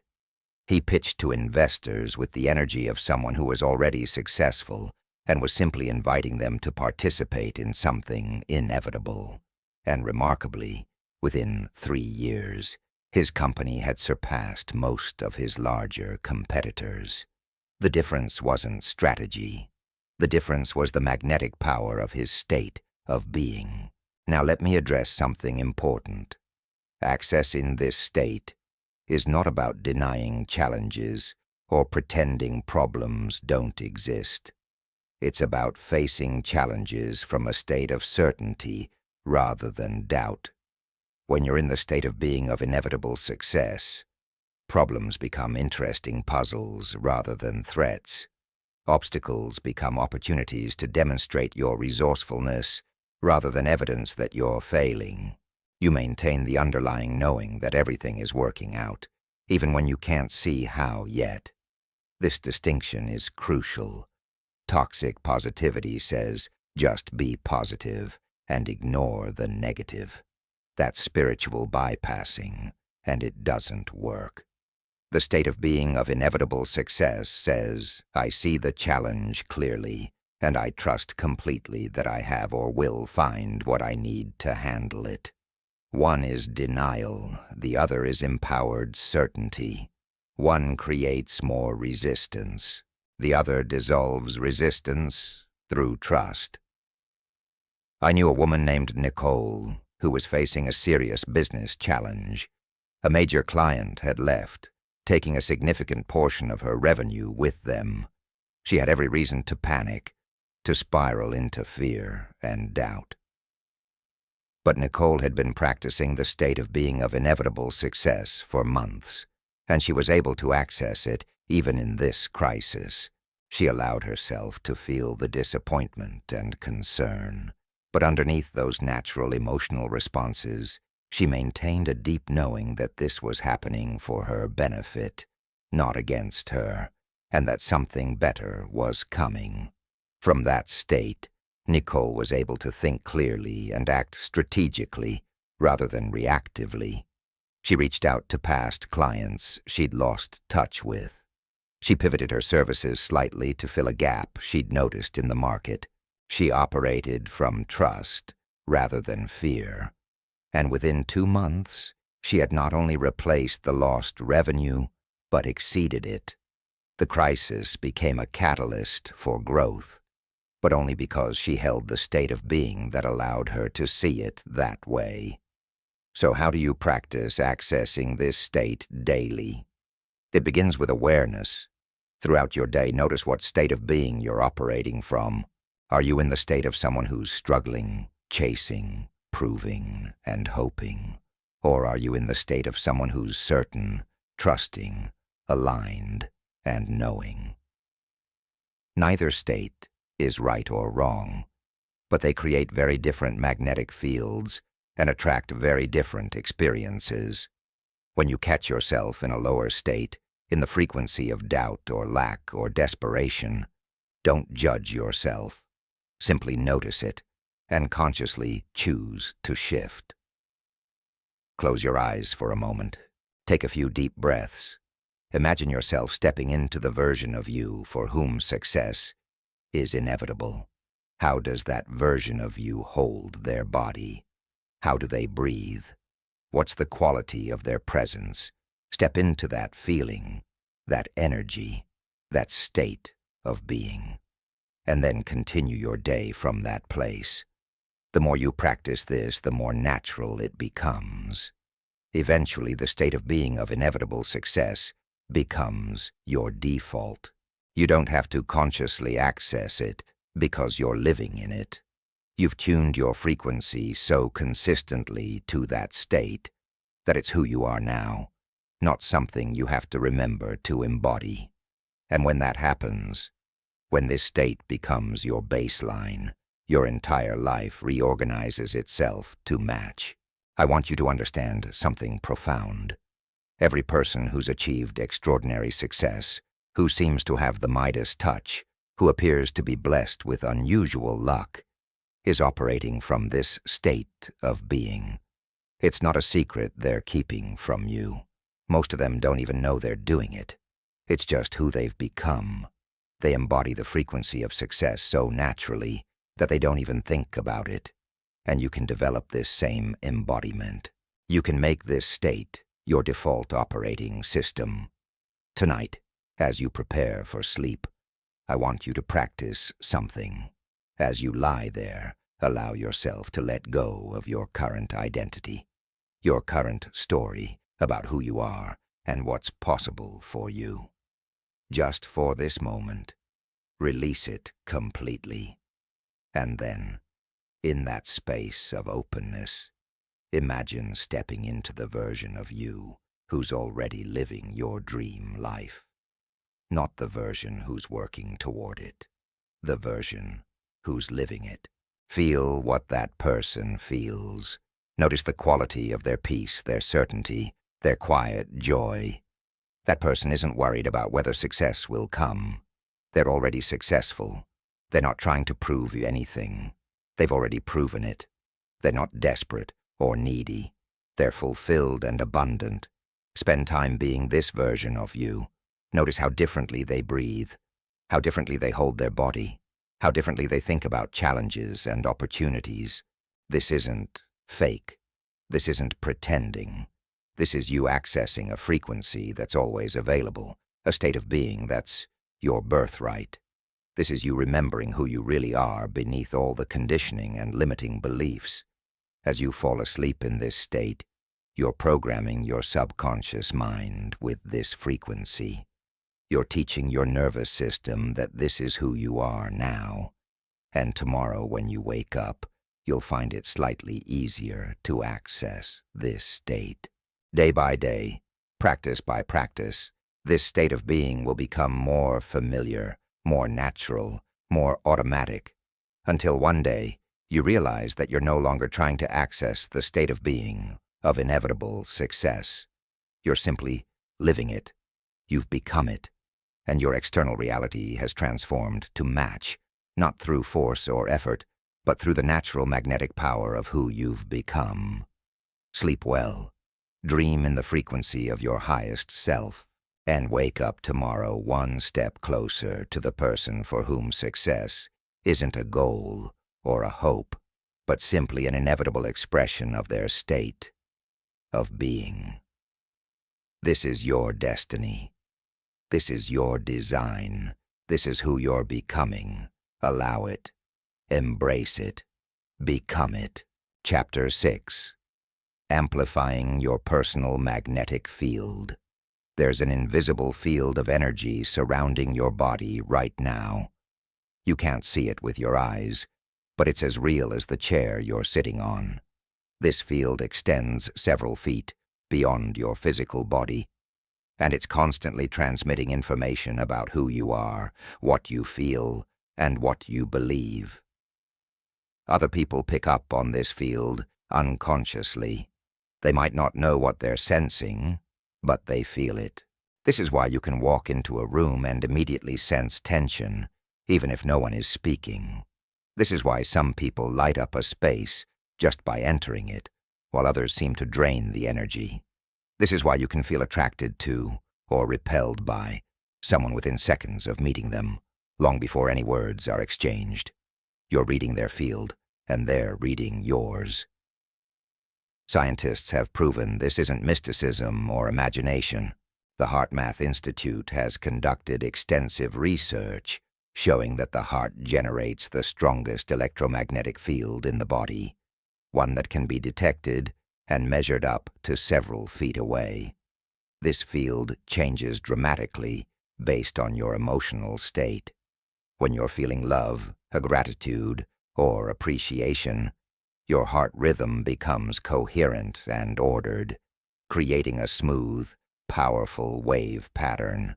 When you're feeling anger, frustration, or anxiety, your heart rhythm becomes chaotic and erratic, creating a jagged, weak pattern.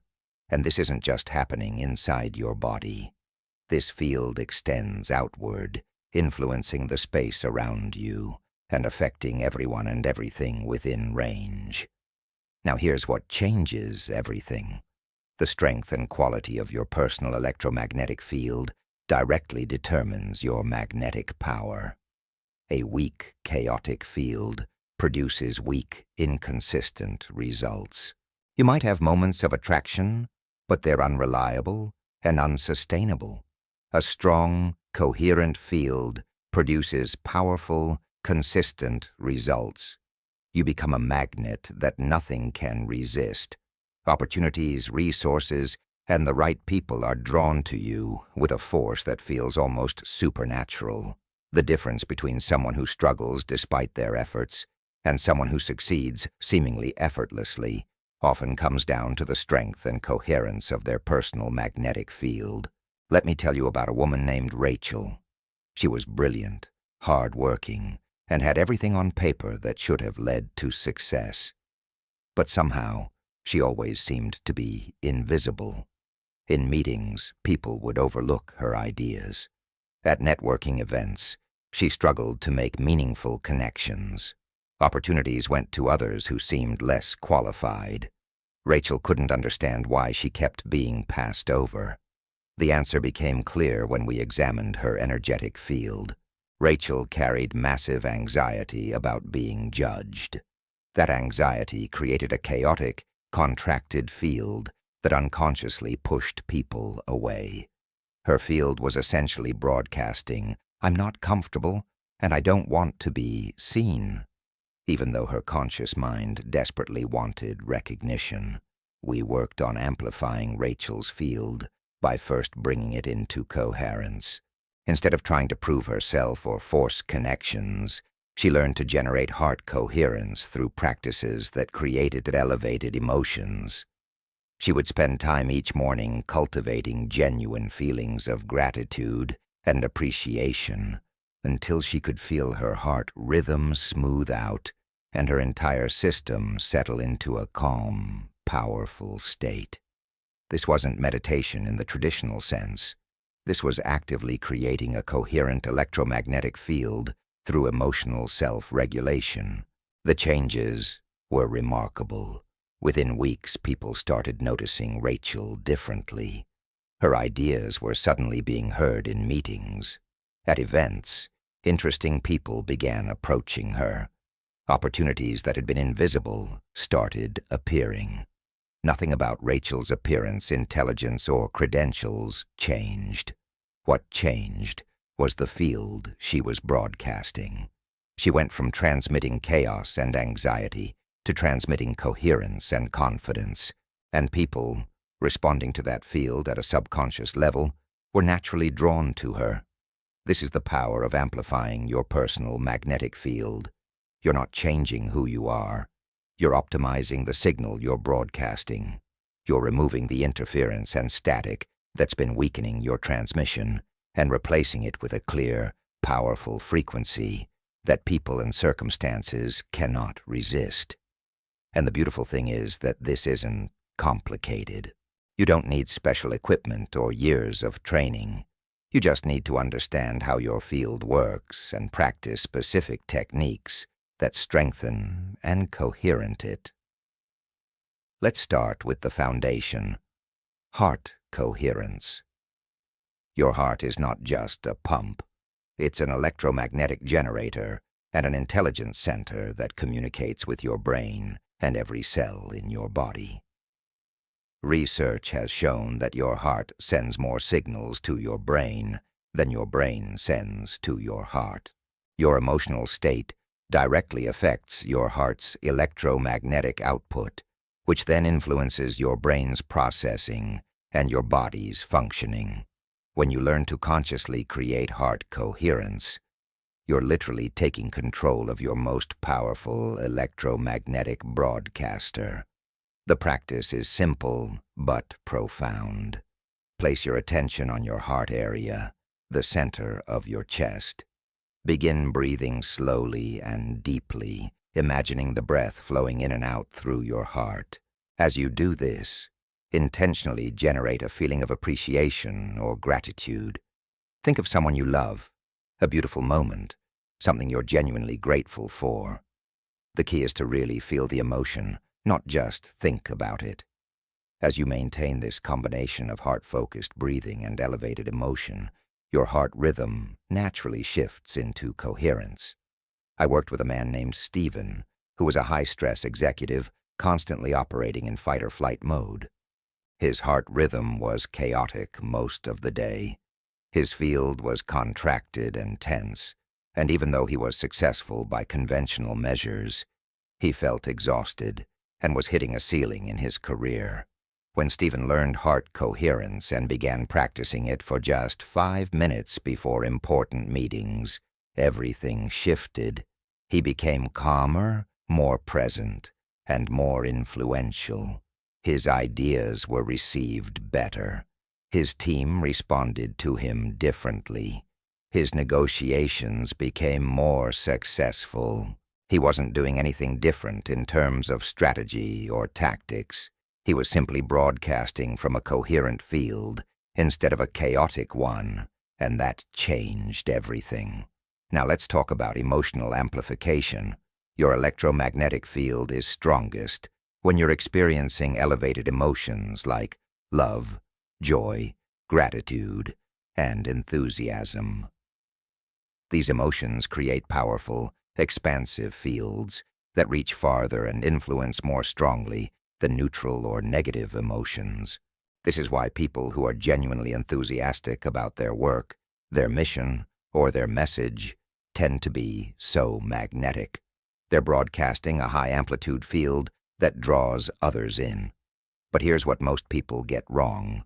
They wait for circumstances to give them a reason to feel these elevated emotions. They think they'll feel grateful when good things happen, enthusiastic when they succeed, joyful when their problems are solved. This is backwards. Your emotional state creates your field. Your field influences what you magnetize, and what you magnetize becomes your experience. If you wait for good circumstances to feel good emotions, you're letting your past determine your future. But when you consciously generate elevated emotions regardless of circumstances, you're creating a field that magnetizes new circumstances to match those emotions. I knew a woman named Teresa who was struggling to attract clients to her coaching practice. She was in a state of constant worry about money, which created a low-frequency field that repelled the very people she wanted to attract. When we explored her pattern, Teresa realized she had fallen into a trap. She believed she needed clients before she could feel successful and abundant. But that conditional emotional state was keeping the clients away. We flipped the script completely. Teresa committed to generating feelings of success, abundance, and fulfillment every morning before checking her email or engaging with her business. She would sit quietly and imagine her practice full of ideal clients. But more importantly, she would feel the emotions that would be present in that reality. The satisfaction of helping people, the gratitude for her full schedule, the joy of doing work she loved, the peace of financial abundance. She was amplifying her field by charging it with elevated emotions that weren't dependent on current circumstances. Within 3 weeks, Teresa signed more clients than she had in the previous 3 months. The shift wasn't in her marketing or her offers. The shift was in her field.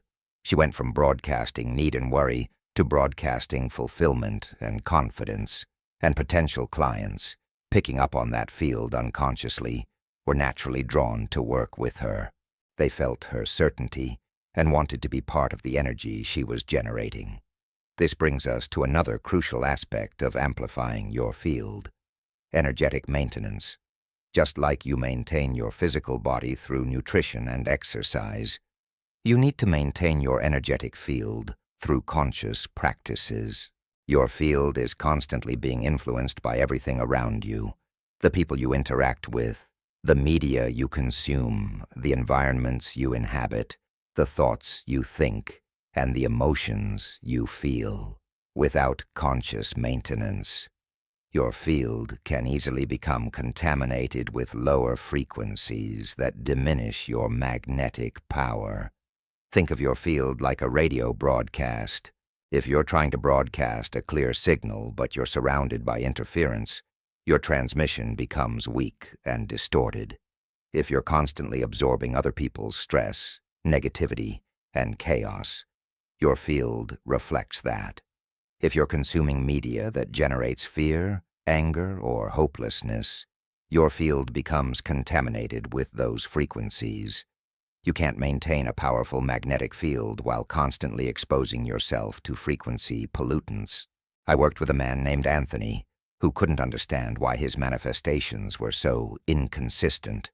Some days he felt powerful and magnetic. Other days he felt depleted and ineffective. When we examined his daily routine, the pattern became obvious. Anthony would start his day in a high frequency through his morning practice, but then he would immediately check the news, scroll through social media, and expose himself to hours of negativity, conflict, and fear. By mid-morning, his field was completely contaminated. He had allowed external frequencies to override his internal work. Anthony implemented what I call energetic hygiene, conscious practices to protect and maintain his field throughout the day. He stopped checking news and social media first thing in the morning, protecting his field during its most impressionable time. He became selective about who he spent time with, recognizing that some people uplifted his field while others drained it. He created boundaries around energy vampires, those people who feed on others' attention and leave them feeling depleted, and he implemented regular check-ins throughout his day to assess and recalibrate his field as needed. The results were transformative. Anthony's manifestations became consistent and powerful. His magnetic attraction strengthened. Opportunities flowed more reliably. He wasn't just creating a strong field in the morning and letting it degrade throughout the day. He was maintaining amplified coherence from morning to night, and that consistency created compound effects. Let's discuss the role of presence in field amplification. When you're fully present, when your attention is completely in the now rather than scattered across past and future, your field naturally becomes stronger and more coherent. Presence concentrates your energy. Distraction fragments it. Most people go through their day with attention split across multiple things, worrying about the future, replaying the past, thinking about their to-do list while trying to listen to someone speak. This fragmentation weakens their field dramatically. Have you ever been in the presence of someone who was completely, fully present with you? There's a quality to that interaction that's magnetic and memorable. You feel seen, heard, and valued. That person's undivided attention creates a powerful field that you're drawn into.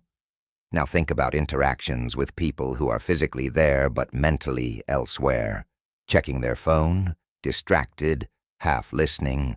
There's no magnetic pull. Their fragmented attention creates a weak, ineffective field. I knew a woman named Lisa who transformed her relationships and her business simply by practicing presence. She made a commitment that whenever she was with someone, whether a client, friend, or family member, she would be completely there, phone away, full attention, deep listening. At first, this was challenging.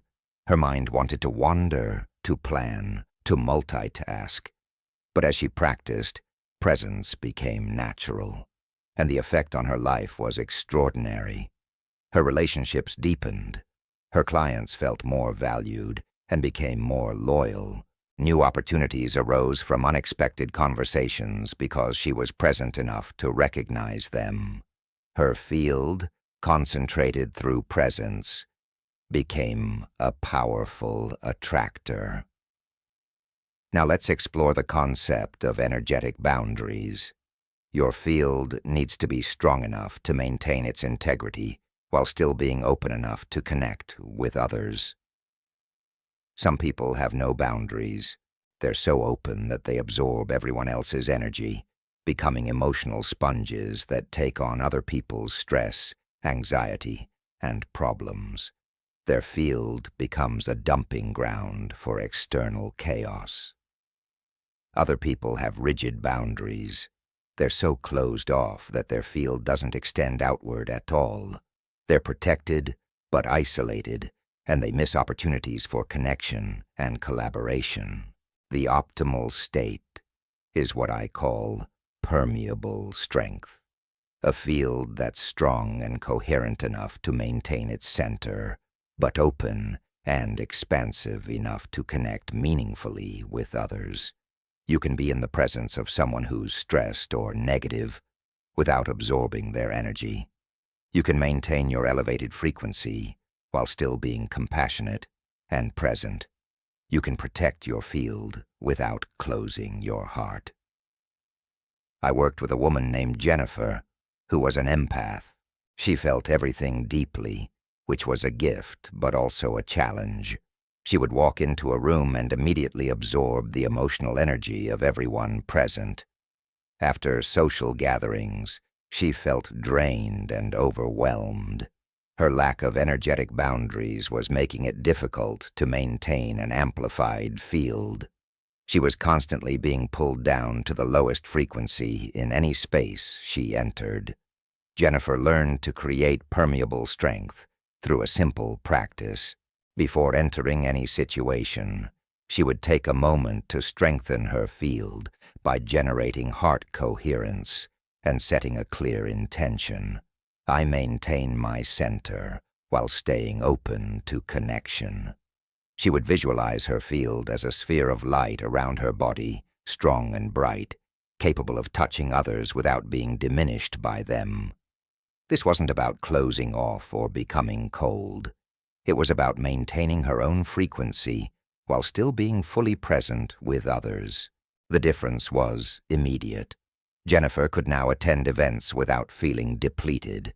She could have deep conversations with people going through difficulties without taking on their pain. She could maintain her elevated state even in challenging environments.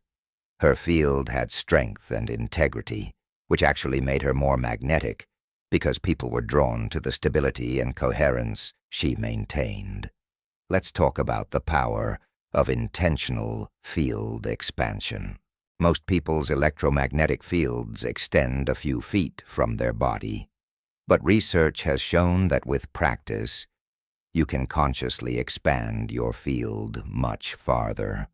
Some advanced practitioners can create a field that influences an entire room or even larger spaces. When you learn to intentionally expand your field, you increase your sphere of influence exponentially. You become magnetic to people and opportunities that are much farther from your physical location. The practice is surprisingly simple. Once you've created heart coherence, you intentionally visualize and feel your field expanding outward. Imagine it growing from a few feet around your body to fill the room you're in, then expanding to encompass your building, your neighborhood, your city. You're not just visualizing this intellectually. You're feeling the expansion. You're sensing your influence reaching farther and touching more. This isn't ego or grandiosity. It's a recognition that your field has no fixed boundaries. except the ones you unconsciously impose. I knew a man named Robert who used intentional field expansion before important presentations. He would arrive early, sit quietly, and consciously expand his field to fill the entire room. He would imagine his coherent, confident energy permeating every corner of the space. Then, when people entered, they were walking into his field rather than him entering their space. The difference in how his presentations were received was remarkable. He had greater presence, more influence, and stronger connection with his audience. He wasn't doing anything different in terms of content. He had simply learned to amplify and expand his field to create the container for his message. Now let's discuss the relationship between physical vitality and field strength. Your electromagnetic field is generated by your physical body, so the health and vitality of your body directly affects the power of your field. When you're exhausted, depleted, or unwell, your field is weak, regardless of your emotional or mental state. When you're vital, energized, and healthy, your field naturally amplifies. This is why practices that increase physical vitality, like movement, proper nutrition, quality sleep, and breath work, aren't just about physical health. They're about energetic power. Think about how you feel after a great night's sleep versus how you feel after several nights of poor sleep. The difference isn't just physical tiredness. Your entire presence changes. Your field weakens. Your magnetic attraction diminishes. Now think about how you feel after engaging in physical movement that energizes you versus how you feel after days of sedentary living. Again, the difference goes beyond the physical. Your field expands or contracts based on your vitality. I worked with a woman named Diana who was doing all the right mental and emotional practices, but still wasn't getting the results she wanted. When we looked at her physical state, the problem became clear. She was sleeping 5 hours a night, surviving on caffeine, and hadn't exercised in months. Her body was depleted, so her field was weak no matter how positive her thoughts were. We didn't change anything about her manifestation practices. We simply focused on rebuilding her physical vitality, better sleep, regular movement, proper hydration, and nutrition that supported her energy rather than depleted it. Within a month, Diana's entire experience shifted. She felt more present, more powerful, more magnetic. Her field had amplified naturally as her physical vitality increased. The opportunities and connections she had been trying to force into existence began flowing naturally. She hadn't changed her goals or her visualizations. She had simply given her body the resources it needed to generate a powerful field. As we close this chapter, I want you to understand that amplifying your personal magnetic field isn't a one-time event. It's a practice, a way of living, a constant attention to the energy you're broadcasting into the world. Every morning, you have an opportunity to generate coherence and set your field for the day. Throughout your day, you have opportunities to maintain and protect that field from contamination. Every interaction is a chance to be fully present and expand your influence. Every choice about what you consume, who you spend time with, and how you care for your body affects the strength and quality of your field. You are not a victim of circumstance, tossed about by external forces beyond your control. You are a powerful electromagnetic broadcaster, constantly influencing the quantum field around you. And now you know how to consciously amplify that broadcast. You know how to create coherence through heart-focused practices. You know how to generate elevated emotions that expand your field. You know how to maintain energetic hygiene and boundaries. You know how to be present and intentionally expand your sphere of influence. You know how to support your field through physical vitality. Tonight, as you rest, feel your field around you. Sense its presence, its strength, its reach. Know that as you sleep, you can maintain a coherent field that continues broadcasting your frequency even while your conscious mind rests. Allow yourself to feel the power of being a strong, clear, amplified broadcaster. Tomorrow you will practice these principles, and your field will grow stronger, day by day, choice by choice, practice by practice. You are becoming more magnetic, more influential, more powerful, not through force or manipulation, but through the natural amplification of your own electromagnetic field. This is your power. This is your design. This is who you are becoming. Chapter 7. The Principles of Vibrational Correspondence. There's an ancient law that governs how energy moves through this universe. The Hermetic philosophers called it the law of correspondence, and they captured it in a simple phrase: as above, so below, as within, so without. What they understood thousands of years ago, quantum physics is now confirming in laboratories. You cannot attract into your life what you are not in vibrational correspondence with. You cannot magnetize wealth while vibrating at the frequency of poverty. You cannot draw in love while resonating with the energy of unworthiness. You cannot manifest health while embodying the vibration of disease. The universe doesn't respond to your wishes, your hopes, or even your hard work. It responds to your vibration, to the frequency you're broadcasting from your core, and it brings you experiences that match that frequency with mathematical precision. Most people spend their lives trying to change their external circumstances while their internal frequency remains unchanged. They work harder, try new strategies, force different actions, but they can't understand why they keep getting the same results. It's like trying to tune your radio to a classical music station while the dial is set to heavy metal. You can turn up the volume, adjust the antenna, move to a different location, but until you change the frequency you're tuned to, you're going to keep hearing heavy metal. Your external efforts cannot override your internal frequency. This is why some people work incredibly hard and achieve minimal results, while others seem to attract success with far less effort. The difference isn't the effort. It's the correspondence between their internal frequency and their desired external reality. Let me tell you about a man named Thomas. He wanted financial abundance desperately. He read every business book, attended seminars, worked 80-hour weeks, and tried every strategy the experts recommended. But year after year, he remained stuck at roughly the same income level. No matter how hard he worked, he couldn't break through. When we began exploring his internal state, we discovered the problem immediately.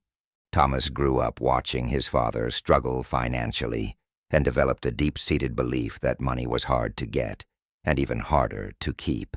His internal frequency was tuned to financial struggle.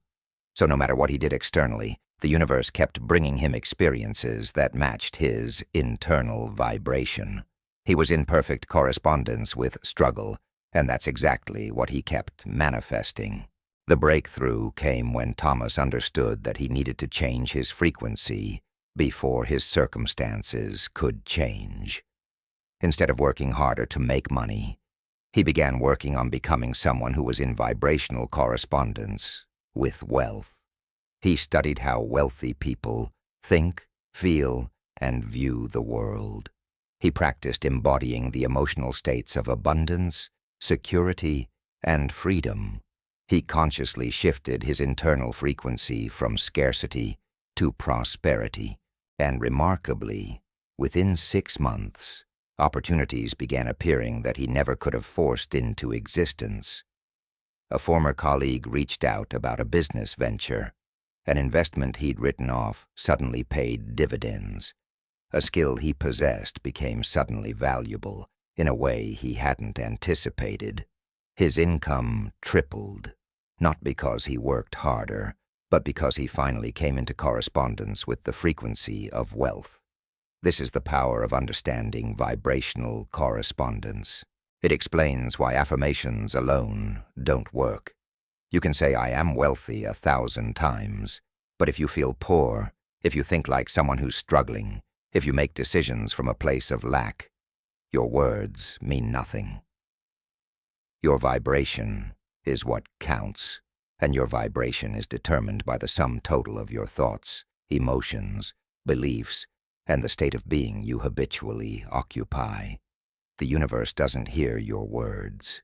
It reads your frequency, and it brings you whatever matches that frequency, whether you consciously want it or not. Let's go deeper into how this principle operates. Everything in this universe is vibrating. Your thoughts vibrate at a certain frequency. Your emotions vibrate at different frequencies. Your beliefs create sustained vibrational patterns. Even your physical body is vibrating, though at a frequency that appears solid to your senses. When you desire something, you're essentially desiring to experience a certain vibration. You don't actually want money.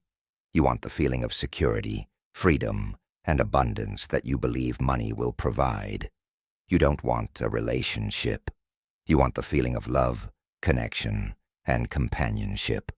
You don't want success. You want the feeling of fulfillment, recognition, and satisfaction. Here's the key insight. Those feelings are frequencies, and you can access those frequencies right now, regardless of your current circumstances. When you learn to generate the frequency of what you desire before you have the physical manifestation, you come into correspondence with it. And once you're in correspondence, the physical manifestation must follow, because the universe operates according to the principle of like attracts like. Matching frequencies find each other. Corresponding vibrations resonate together. This isn't mysticism. This is how energy works. I worked with a woman named Patricia who desperately wanted to be in a loving relationship. She had been single for years and felt increasingly lonely and frustrated.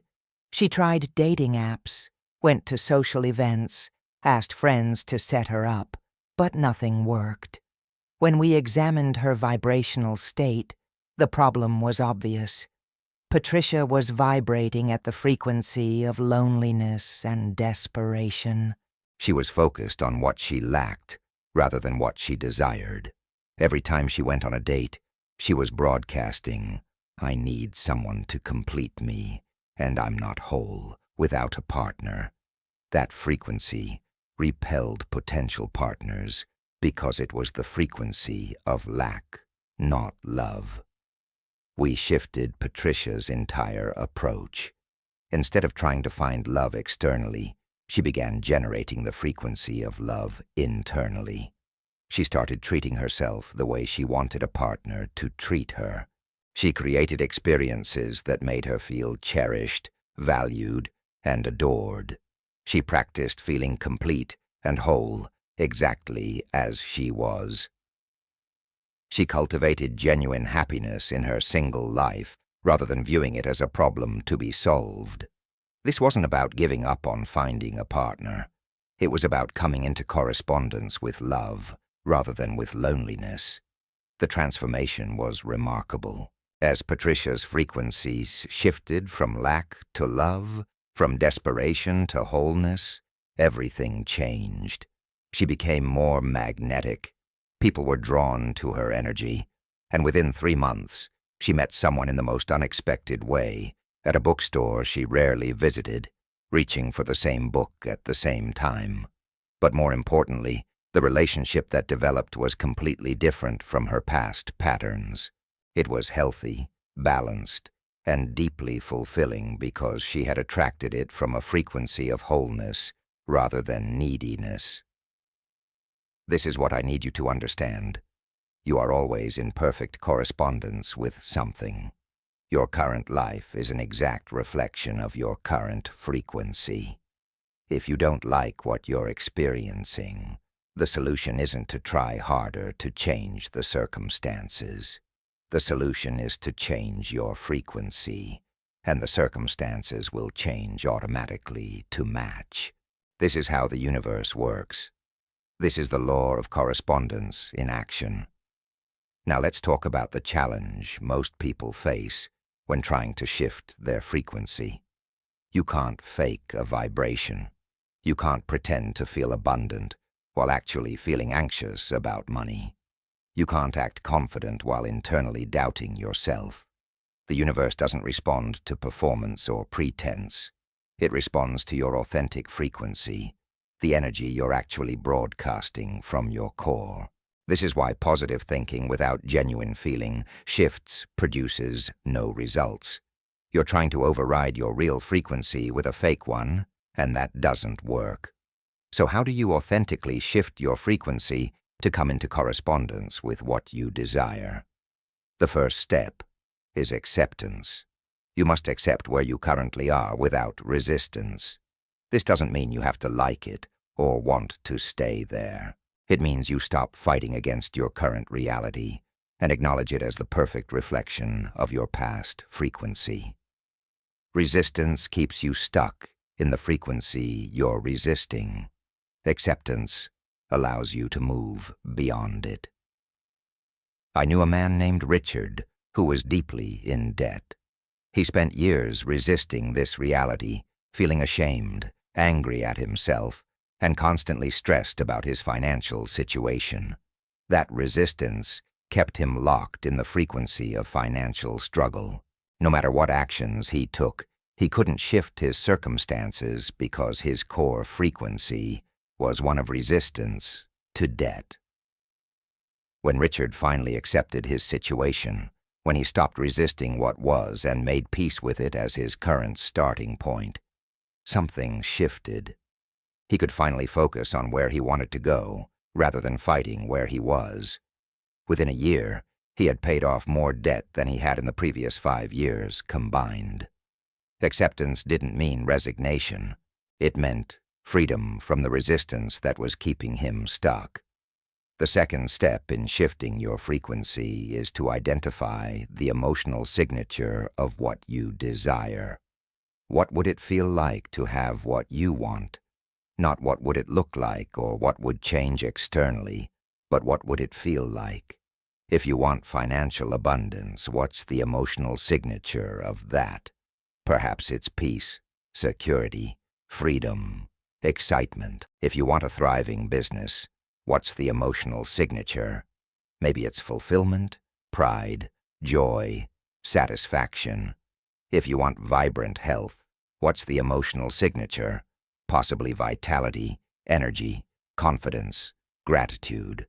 Once you identify these emotional signatures, your job is to begin generating them now, regardless of your current circumstances. This is where most people resist. They say, "How can I feel abundant when I'm broke? How can I feel fulfilled when my business is struggling? How can I feel healthy when I'm sick?" But this is exactly the point. You must generate the frequency first. You must come into correspondence with what you desire before it can manifest.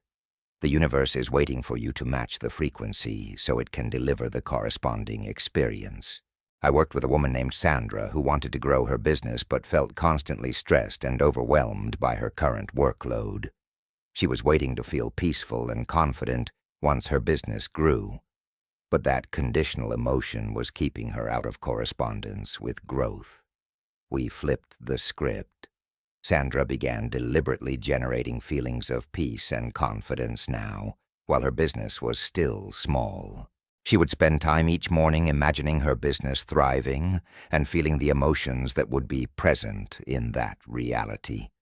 Not forcing or faking, but genuinely accessing those frequencies within herself. The results were transformative.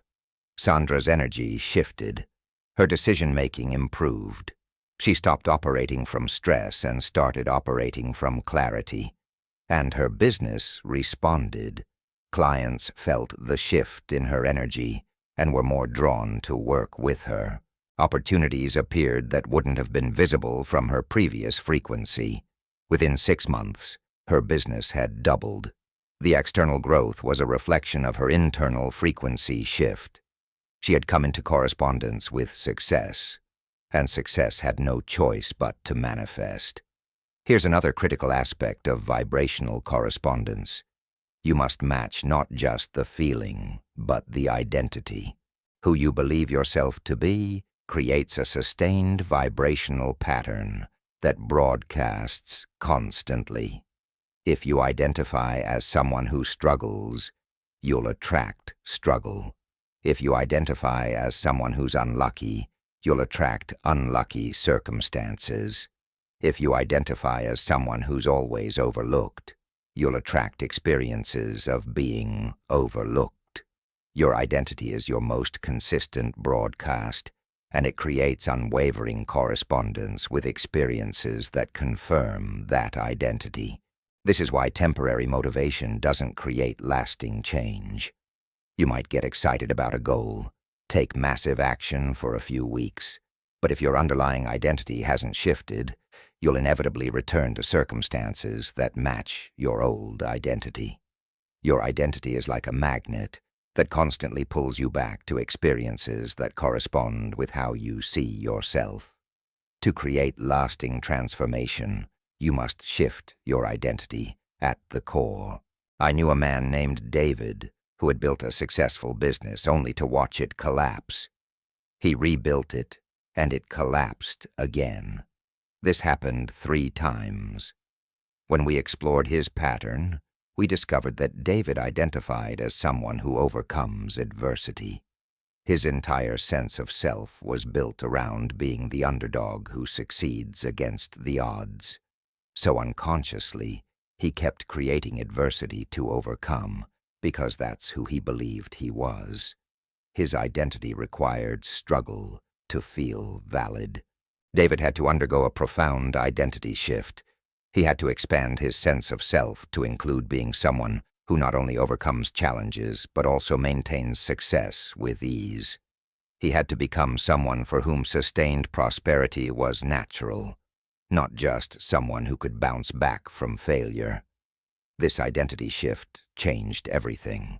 His next business venture not only succeeded but continued to thrive without the boom and bust cycles of the past. He had come into correspondence with a new identity, and his reality reorganized itself to match. Let's talk about the concept of energetic resonance. When you're in vibrational correspondence with something, you experience resonance. It's like when you strike a tuning fork tuned to C, and another tuning fork across the room, also tuned to C, begins vibrating in response. They're resonating together because they share the same frequency. When you're in correspondence with your desires, you feel resonance. Things feel right. Opportunities feel aligned. Actions flow naturally. You experience synchronicities and what seem like coincidences. This is resonance in action. But when you're out of correspondence, you experience dissonance. Things feel forced. Opportunities feel wrong, even if they look good on paper. Actions require tremendous effort, with minimal results. Nothing seems to work no matter how hard you try.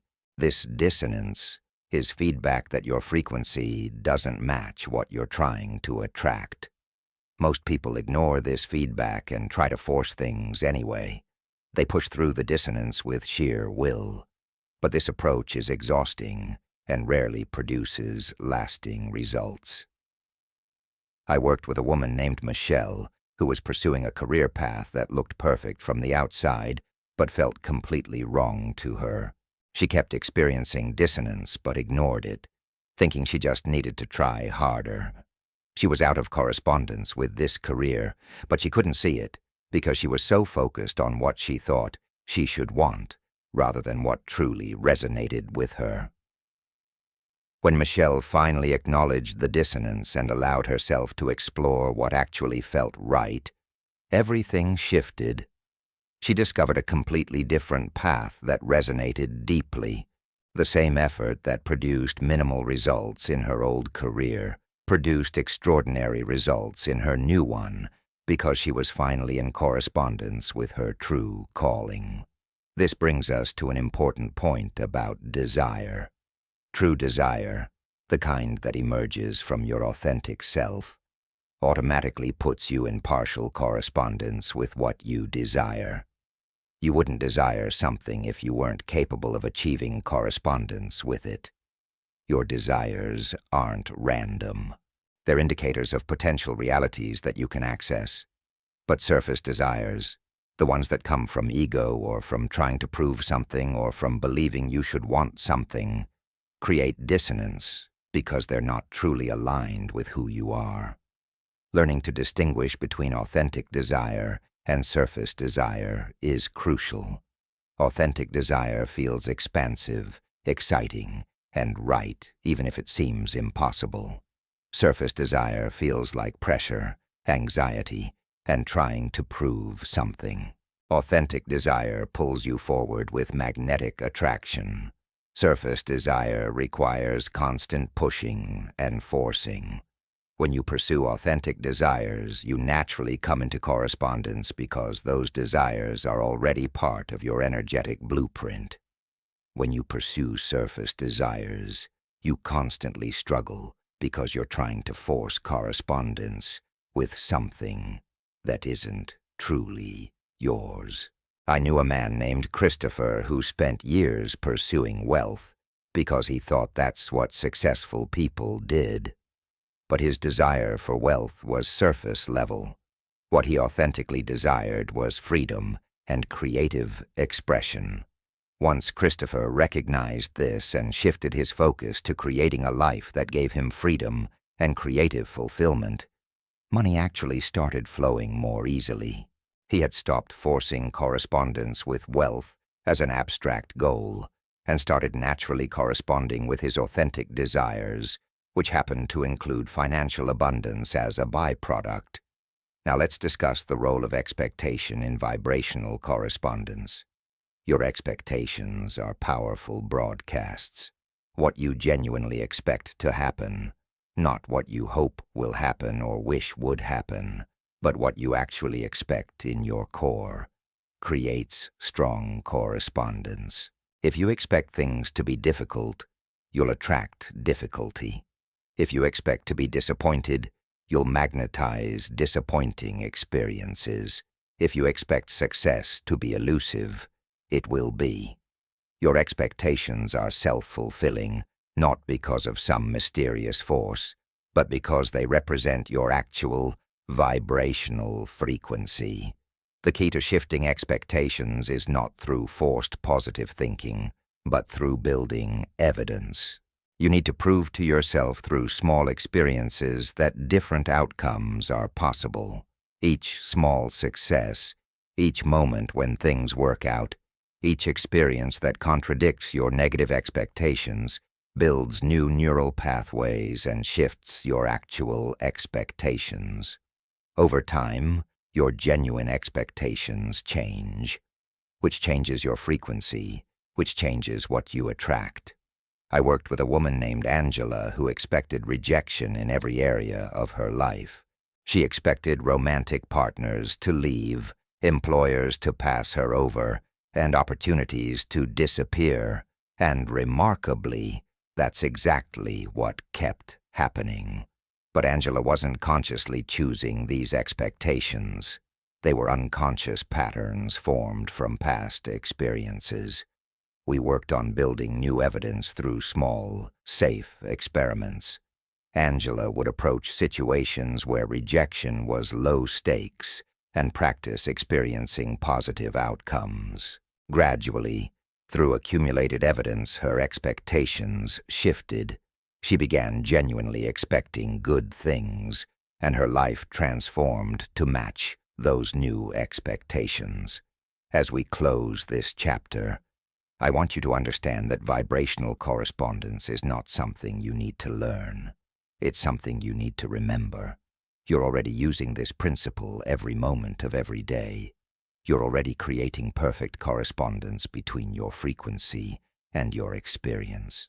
The question is whether you're doing it consciously or unconsciously, whether you're in correspondence with what you desire or with what you fear, whether you're matching the frequency of your highest potential or your lowest programming. Tonight, as you rest, take inventory of your frequency. What are you actually vibrating at beneath your hopes and wishes? What do you genuinely expect? What identity are you broadcasting? What emotions are your default? Be honest with yourself. Your current circumstances are showing you the answer. And tomorrow, begin the work of consciously shifting your frequency to correspond with what you truly desire, not through pretense or performance, but through authentic alignment, not through forcing or trying, but through being. This is the work. This is the key. This is how you unlock the magnetic power that's been within you all along. Come into correspondence with your desires and watch as the universe rearranges itself to match your new frequency. This is not magic. This is law. This is how reality operates. And now you know how to use it consciously. Chapter 8. Synchronicities and Signs from the Universe. There's a language the universe speaks that most people never learn to understand. It's not made of words or sounds, but of meaningful coincidences, unexpected encounters, perfectly timed events, and patterns that seem too precise to be random. When you're in alignment with your magnetic power, when your frequency matches what you're calling into your life, the universe begins communicating with you through synchronicities. These aren't accidents or lucky breaks. They're confirmations that you're on the right path, that your frequency is being received, and that what you desire is moving toward you. Learning to recognize and interpret these signs transforms your relationship with reality. You stop feeling like you're alone in your efforts and start experiencing life as a conversation with an intelligent universe that's actively supporting your journey. Most people miss synchronicities completely. They dismiss them as coincidences, as random chance, as their imagination making patterns where none exist. But quantum physics has shown us that the observer affects the observed, that consciousness and matter are inseparably connected, that reality at its fundamental level is far more responsive and interactive than we've been taught to believe. Synchronicities are the universe's way of showing you that you're not separate from it, that you're in dialogue with a field of intelligence that's constantly responding to your frequency and guiding you toward the experiences that match your vibration. Let me tell you about a woman named Caroline. She had been working on manifesting a new career opportunity for months. She was doing all the internal work, shifting her frequency, maintaining elevated emotions, and staying in the state of being of someone who was successfully employed in her dream role. But externally, nothing seemed to be happening. No job offers, no interviews, no obvious signs that anything was moving. Caroline was starting to doubt whether any of this magnetic attraction work was real. Then, within 1 week, 3 separate people mentioned the same company to her in completely unrelated conversations. A former colleague called out of the blue and mentioned they'd heard this company was hiring. An article about this company showed up in her social media feed despite never searching for them, and she randomly sat next to someone at a coffee shop who worked for this company and struck up a conversation. Caroline could have dismissed each of these as coincidence, but she had been learning to recognize synchronicities, and she understood that this pattern of repetition was a clear sign. She followed the breadcrumb trail the universe was laying out. She researched the company, discovered they had an opening that perfectly matched her skills, applied, and within 3 weeks was offered the position. The universe hadn't been silent during those months. It had been arranging circumstances, orchestrating connections, and preparing the perfect opportunity. And when the timing was right, it sent clear signals to point Caroline in the right direction. This is how synchronicities work. They're not random. They're intelligent responses from a universe that's organizing itself around your frequency. When you're in alignment, when your internal state matches your desire, the quantum field begins collapsing potential into specific manifestations. But the path from intention to manifestation rarely looks the way you expect. The universe is far more creative than your conscious mind. It sees connections and possibilities that you can't perceive. Synchronicities are its way of guiding you along the path of least resistance toward your desired outcome. The key to recognizing synchronicities is learning to distinguish between coincidence and meaningful pattern. A coincidence is a single random event that catches your attention. A synchronicity is a pattern of related events that feel meaningful and significant. When you notice the same symbol, number, phrase, or person showing up repeatedly in a short period of time, that's likely a synchronicity. When you think of someone and they immediately contact you, that's a synchronicity. When you need a specific piece of information or resource and it shows up unexpectedly at exactly the right moment, that's a synchronicity. When multiple unrelated events all point you in the same direction, that's definitely a synchronicity. I worked with a man named Daniel who kept seeing the number sequence 111 everywhere, on clocks, license plates, receipts, page numbers, everywhere he looked. At first he dismissed it as selective attention, as his brain simply noticing something it had decided was interesting. But the frequency and timing were too precise. Every time he saw 111, he was thinking about a specific business idea he'd been considering but hadn't acted on. The synchronicity was so persistent that Daniel finally paid attention.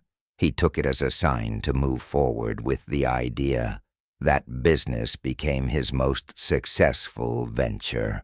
The universe had been sending him a clear signal, and when he finally listened, the path opened up. Now, synchronicities aren't always about big life decisions. Often they're the universe's way of confirming you're in alignment, of letting you know that your frequency is being received, that you're on the right track.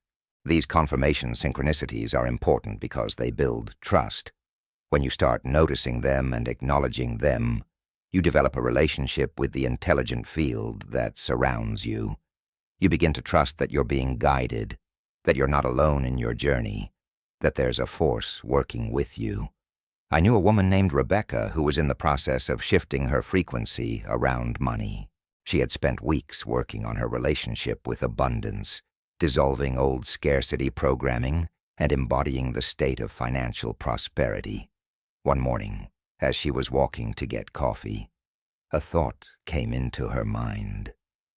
Money flows to me easily and naturally. At that exact moment, she looked down and found a $20 bill on the sidewalk. Now, $20 wasn't significant money for Rebecca, but the timing was so perfect, so precisely aligned with her thought, that she recognized it as a confirmation synchronicity. The universe was saying, yes, you're in alignment. Your new frequency is being received. Keep going. These small confirmations are valuable because they train you to recognize the universe's communication style. The more you acknowledge synchronicities, the more frequently they appear. It's as if the universe recognizes that you're paying attention and increases the volume and frequency of its signals. You develop a sensitivity to the subtle guidance that's always present, but usually overlooked. and this sensitivity becomes one of your most powerful tools for navigating toward your desires. Let's talk about different types of synchronicities and what they might be telling you. Repetitive synchronicities, where you keep encountering the same element repeatedly, are usually directional signs. The universe is pointing you toward something or someone important. Pay attention to what keeps showing up and consider whether you're being guided to explore it. Meeting synchronicities, where you unexpectedly encounter exactly the right person at exactly the right time, are often about connections. The universe is introducing you to someone who has a role to play in your journey, whether as a catalyst, teacher, partner, or resource. Resource synchronicities are when exactly what you need appears just when you need it. You're wondering how to solve a problem, and someone mentions a solution. You need specific information, and a book falls off a shelf. You require a particular tool, and someone offers it to you out of the blue. These synchronicities confirm that you're being supported, that resources are flowing toward you, and that your needs are being met by an intelligent universe. Warning synchronicities are when repeated obstacles or uncomfortable feelings appear around a specific path. If every attempt to move in a certain direction meets resistance, if you keep experiencing unsettling coincidences when considering a specific choice, the universe might be redirecting you. This doesn't mean you should give up at the first challenge. But if the resistance is persistent and accompanied by a gut feeling that something isn't right, it's worth reconsidering whether that path is truly aligned with your highest good. I worked with a man named Stephen who was pursuing a business partnership that looked perfect on paper. The potential partner had resources, connections, and experience that Stephen needed. But every time they scheduled a meeting, something would go wrong. Calls would drop at crucial moments. Documents would get lost. Meetings would be interrupted by unexpected emergencies. Stephen was frustrated by these obstacles, but he was determined to make the partnership work because, logically, it seemed like the right move. Then Stephen learned to read synchronicities as communication. He recognized that the persistent obstacles might be warning signs rather than tests to overcome. He trusted his intuition and decided to step back from the partnership. 3 months later, he learned that the potential partner had been involved in several failed ventures characterized by broken agreements and legal disputes. The warning synchronicities had been protecting Stephen from a situation that would have caused significant problems. By learning to read the universe's signals, he avoided a costly mistake. This brings us to an important point. Synchronicities require interpretation, and interpretation requires discernment. Not every pattern is meaningful. Not every coincidence is a sign. The difference lies in the feeling quality that accompanies the event. True synchronicities feel significant. They catch your attention in a way that ordinary coincidences don't. They're accompanied by a sense of resonance, a feeling of, yes, this means something. They often come with emotional activation or a sudden knowing. Learning to trust your intuitive interpretation of synchronicities is essential.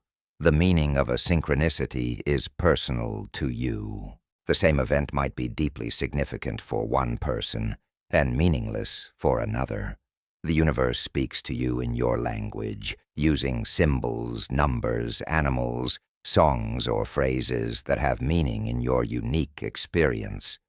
What matters isn't some universal symbol dictionary. What matters is what resonates as true for you. I knew a woman named Maria who kept seeing red cardinals. Her grandmother, who had been her closest confidant and had passed away years earlier, loved cardinals and had always said they were signs of loved ones watching over you. Every time Maria was doubting herself or feeling alone in her journey, a red cardinal would appear. For Maria, these weren't random bird sightings. They were deeply personal communications that made her feel supported and guided. Someone else might have seen the same cardinals and felt nothing, but for Maria, they were synchronicities that connected her to something larger than herself. Now let's discuss the relationship between your frequency and the synchronicities you attract. When you're in a low frequency, operating from fear, doubt, or victim consciousness, you'll either not notice synchronicities at all, or you'll notice negative patterns that seem to confirm your fears. When you're in a high frequency, operating from trust, certainty, and creator consciousness, synchronicities become more frequent and more obviously supportive. The universe is always communicating, but your frequency determines whether you can receive the transmission and how you interpret what you receive.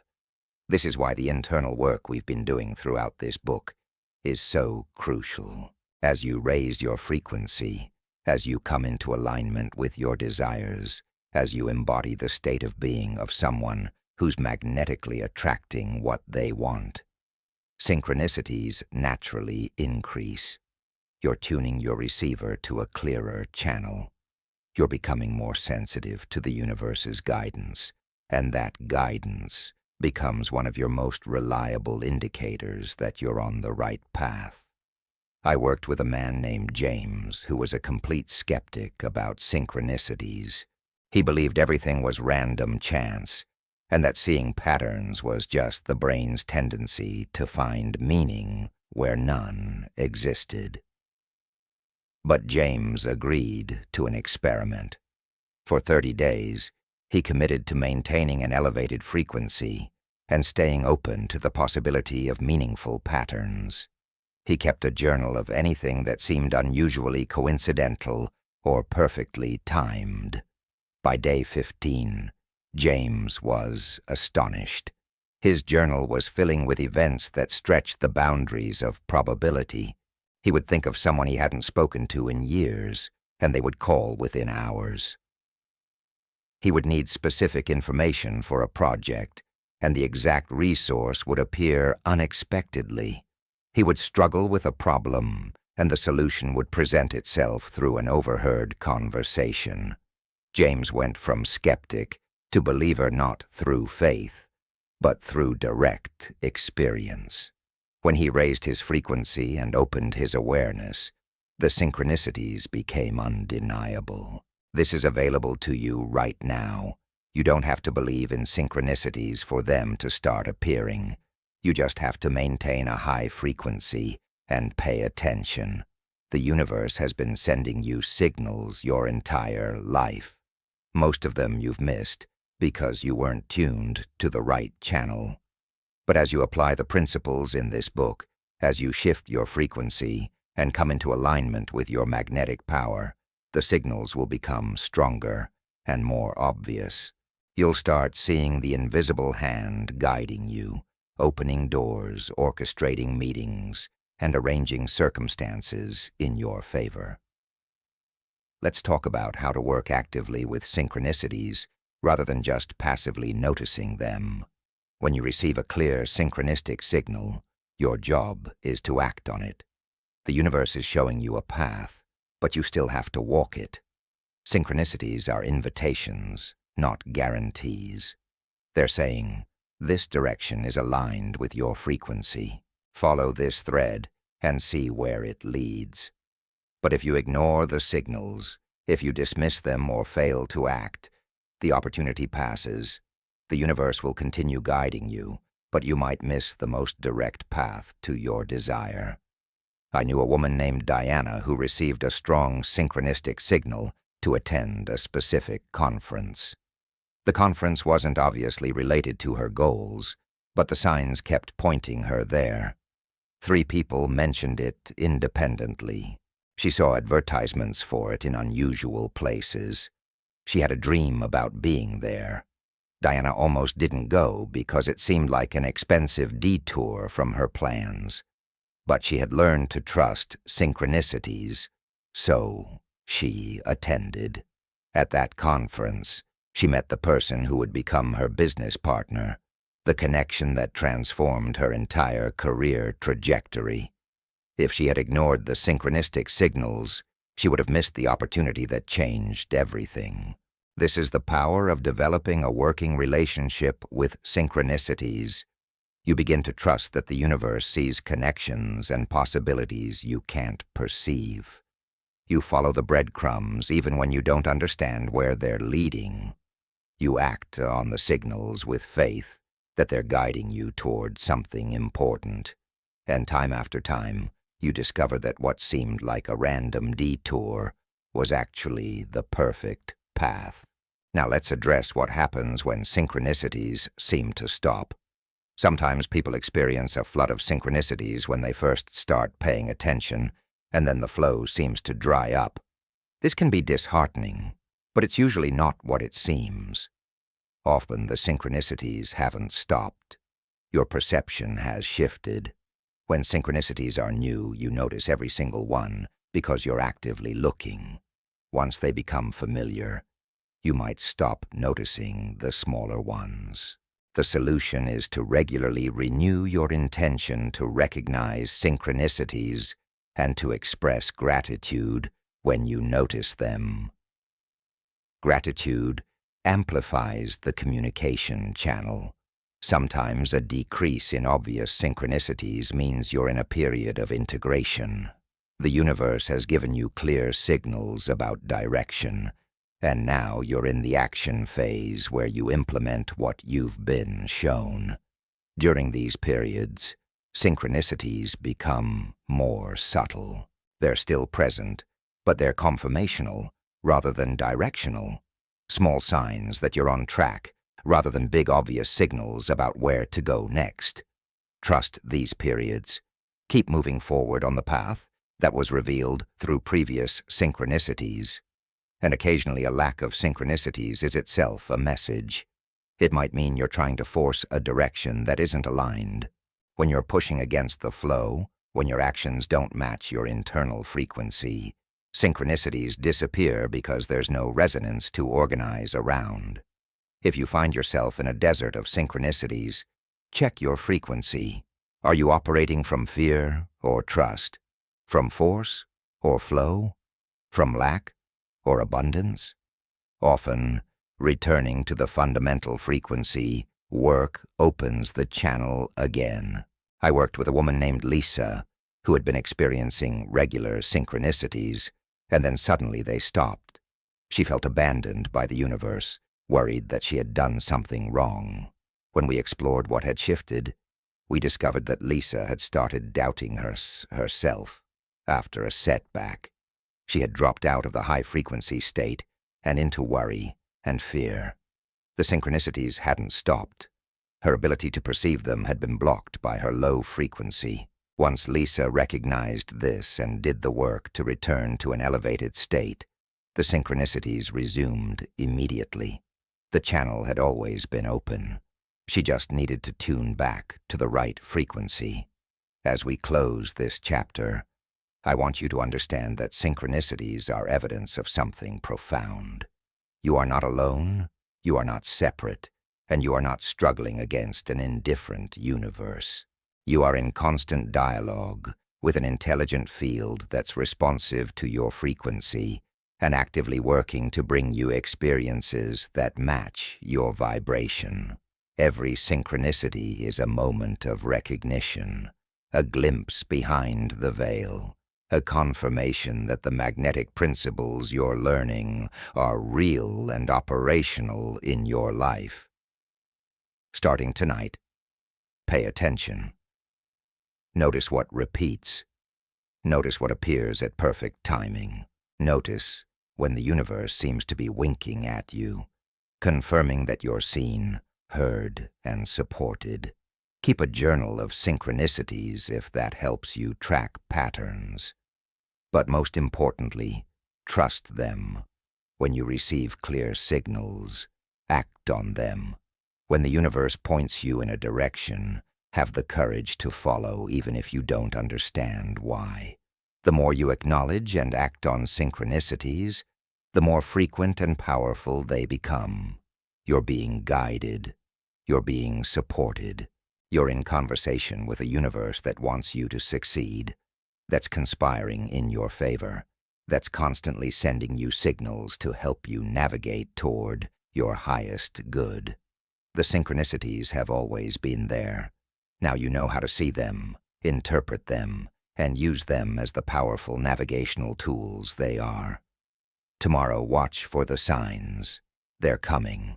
They're already here, and they're leading you exactly where you need to go. Trust the process. Trust the signs. Trust that you're exactly where you're meant to be, moving toward everything you desire, guided by a universe that speaks to you in the language of perfectly timed coincidences and meaningful patterns. This is your life now. This is how you navigate.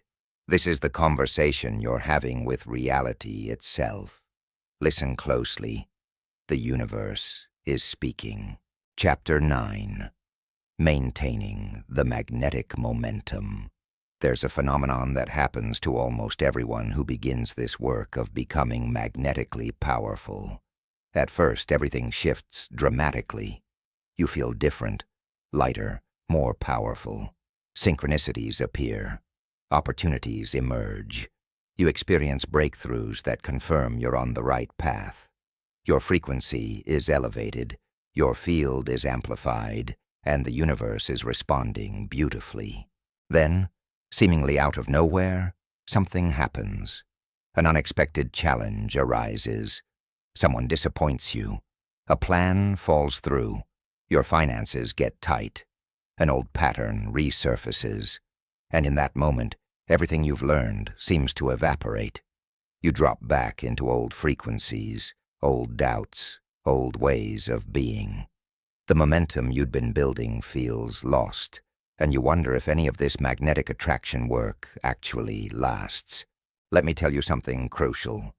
This moment, this apparent setback, is not a sign that you've failed or that the principles don't work.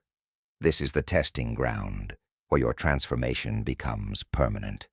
This is where you prove to yourself and to the universe that your new frequency isn't just a temporary state you visit when everything is going well, but a solid foundation you can maintain regardless of circumstances. The ability to hold your magnetic power in the face of challenges is what separates people who experience brief glimpses of success from those who create sustained, unstoppable momentum. Most people misunderstand what momentum actually means. They think momentum is about everything getting easier, about never facing obstacles, about circumstances always working in their favor. But true magnetic momentum isn't about the absence of challenges. It's about maintaining your frequency in the presence of challenges. It's about staying centered when everything around you is chaotic. It's about holding your vision when current reality seems to contradict it. It's about trusting the process when you can't see the results yet. This is the advanced work, and it's where your real power emerges. I worked with a man named Michael, who had transformed his life over 6 months. His business was thriving, his relationships had improved, and he felt more magnetic than ever. Then his largest client unexpectedly terminated their contract, taking 40% of his revenue with them. Michael's first reaction was panic. His old programming kicked in immediately. See, I knew this wouldn't last. I'm not really successful. The universe is punishing me. I'm going to lose everything. Within hours, his frequency had dropped from elevated certainty to baseline fear. And as his frequency dropped, his ability to see solutions diminished. He started making reactive decisions from fear rather than strategic decisions from clarity. When Michael reached out, I reminded him of something essential. This moment was not happening to him. It was happening for him. The universe wasn't punishing his success. It was offering him an opportunity to demonstrate that his new frequency was real and sustainable, not dependent on perfect circumstances. This challenge wasn't proof that the magnetic principles don't work. It was an invitation to apply those principles at a deeper level. The question wasn't whether Michael could maintain a high frequency when everything was going well. The real question was whether he could maintain it when challenged. Michael made a conscious choice. Instead of spiraling into fear, he used every tool we'd been working with. He returned to heart coherence practices to calm his nervous system. He consciously shifted his story about what was happening, reframing the loss as space being created for something better. He accessed the state of being of someone who had successfully navigated challenges before and knew they would navigate this one too. He maintained his morning practice of elevated emotions instead of abandoning it because he didn't feel like it. Within a week, his frequency had stabilized. Within 2 weeks, he had 3 new client prospects. Within a month, his revenue had not only recovered, but exceeded what it had been before. The loss that seemed like a catastrophe became a catalyst for expansion. But only because Michael maintained his frequency through the challenge. This is what maintaining momentum actually looks like. It's not smooth sailing. It's skillful navigation through storms. It's not the absence of obstacles. It's the ability to see obstacles as opportunities to strengthen your magnetic field, rather than reasons to abandon it. Every challenge you face while maintaining your elevated frequency makes that frequency more solid, more reliable, more unshakable. You're building what I call frequency resilience, the capacity to return to your elevated state quickly, even when circumstances temporarily knock you out of it. Let's talk about the specific challenges that threaten to disrupt your momentum and how to navigate them. The first and most common is the challenge of doubt. You've been doing the work, maintaining your frequency, trusting the process, but external results aren't showing up as quickly as you'd like. The gap between your internal state and your external circumstances creates cognitive dissonance. Your logical mind starts questioning everything. Maybe this isn't real. Maybe I'm delusional. Maybe I should go back to the old way of forcing and controlling. This doubt, if you feed it, will collapse your magnetic field faster than any external circumstance.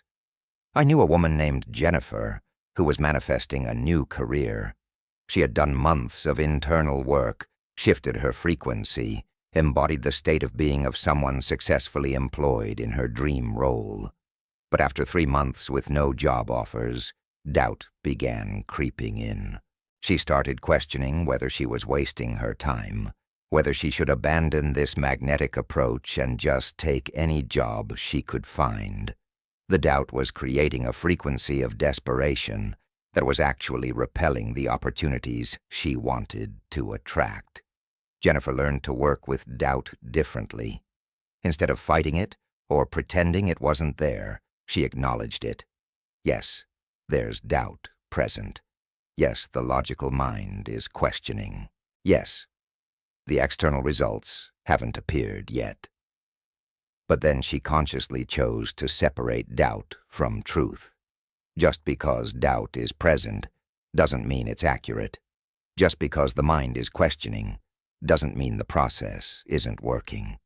Just because results aren't visible yet doesn't mean they aren't forming. Jennifer practiced holding both the doubt and the trust simultaneously, refusing to let the doubt dictate her frequency. 2 weeks later, Jennifer received a call about a position she hadn't even applied for. Someone in her network had recommended her for a role that perfectly matched her vision. The opportunity had been forming the entire time, orchestrated by forces she couldn't see, but it could only materialize once she stopped letting doubt collapse her magnetic field. The moment she learned to maintain her frequency in the presence of doubt, the manifestation appeared. This is a crucial skill. learning to maintain your elevated frequency even when doubt is present. You don't have to eliminate doubt completely.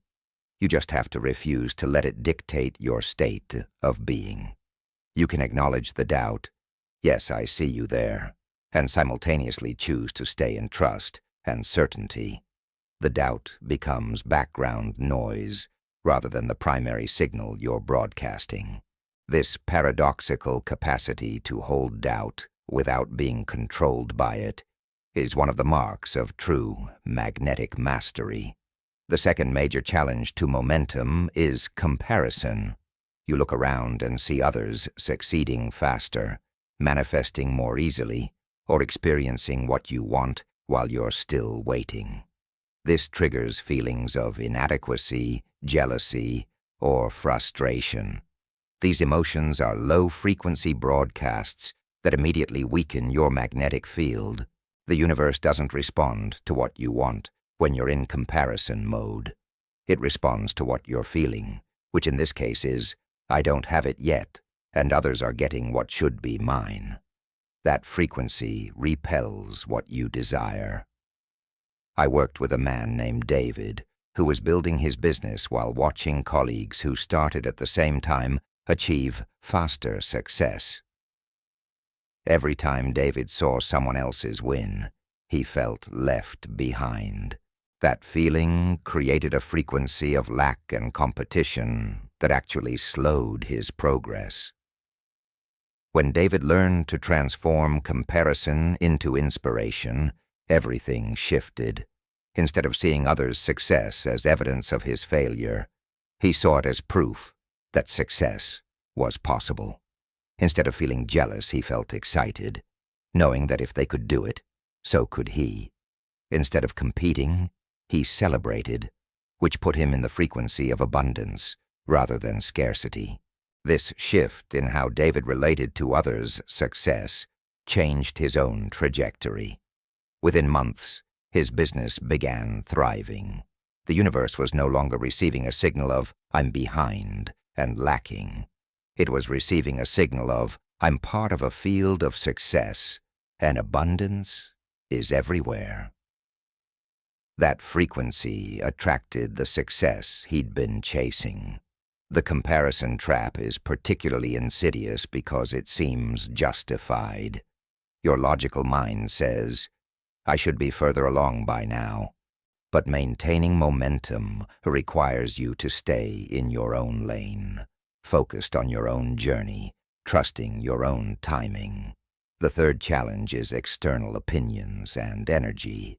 As you begin succeeding, as your magnetic power grows, not everyone will celebrate it. Some people will doubt you, others will criticize.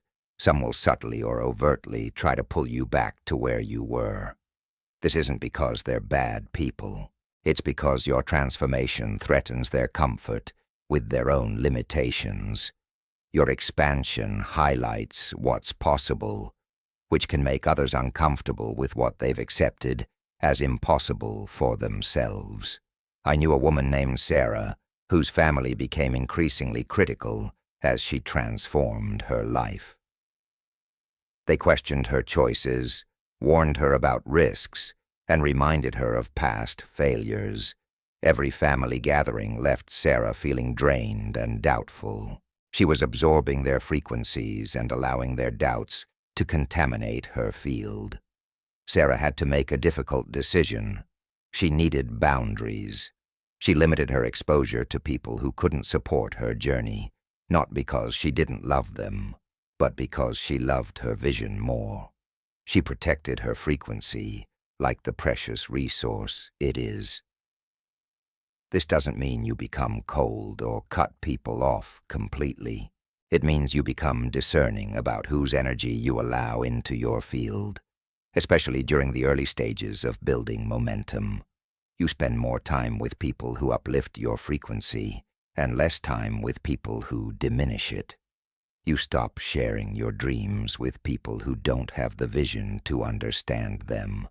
You protect your magnetic momentum like a gardener protects young seedlings, creating a protective environment until they're strong enough to withstand harsh conditions. The fourth challenge is what I call the void period.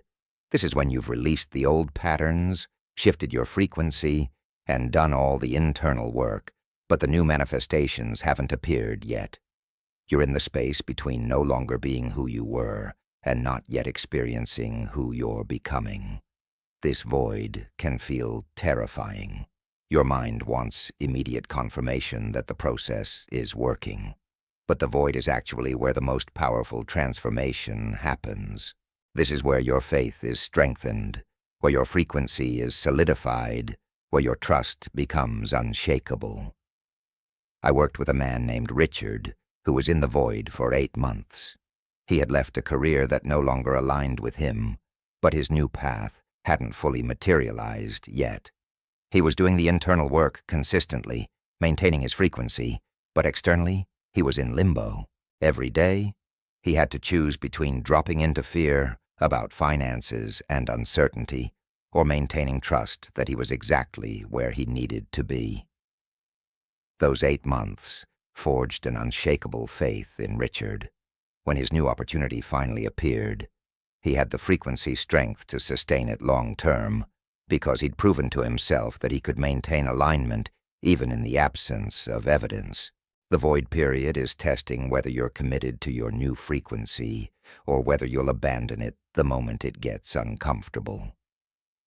Most people fail this test. They make it through the void for a few weeks or months, then drop back into old patterns because the discomfort is too great. But those who maintain their frequency through the void emerge with magnetic power that's nearly unstoppable. They've proven they can hold their vision regardless of circumstances. That level of commitment creates a field so strong that manifestations have no choice but to appear. So how do you actually maintain momentum through all these challenges? The first essential practice is non-negotiable daily frequency maintenance. Just like you wouldn't expect your body to stay healthy if you only ate well occasionally or exercised when you felt like it, you can't expect your frequency to stay elevated without consistent daily practice. This means morning practices that set your frequency for the day and evening practices that program your subconscious as you sleep. This means returning to heart coherence multiple times throughout your day. This means consciously choosing elevated emotions regardless of circumstances. I've seen countless people lose momentum because they abandoned their daily practices the moment they started seeing results.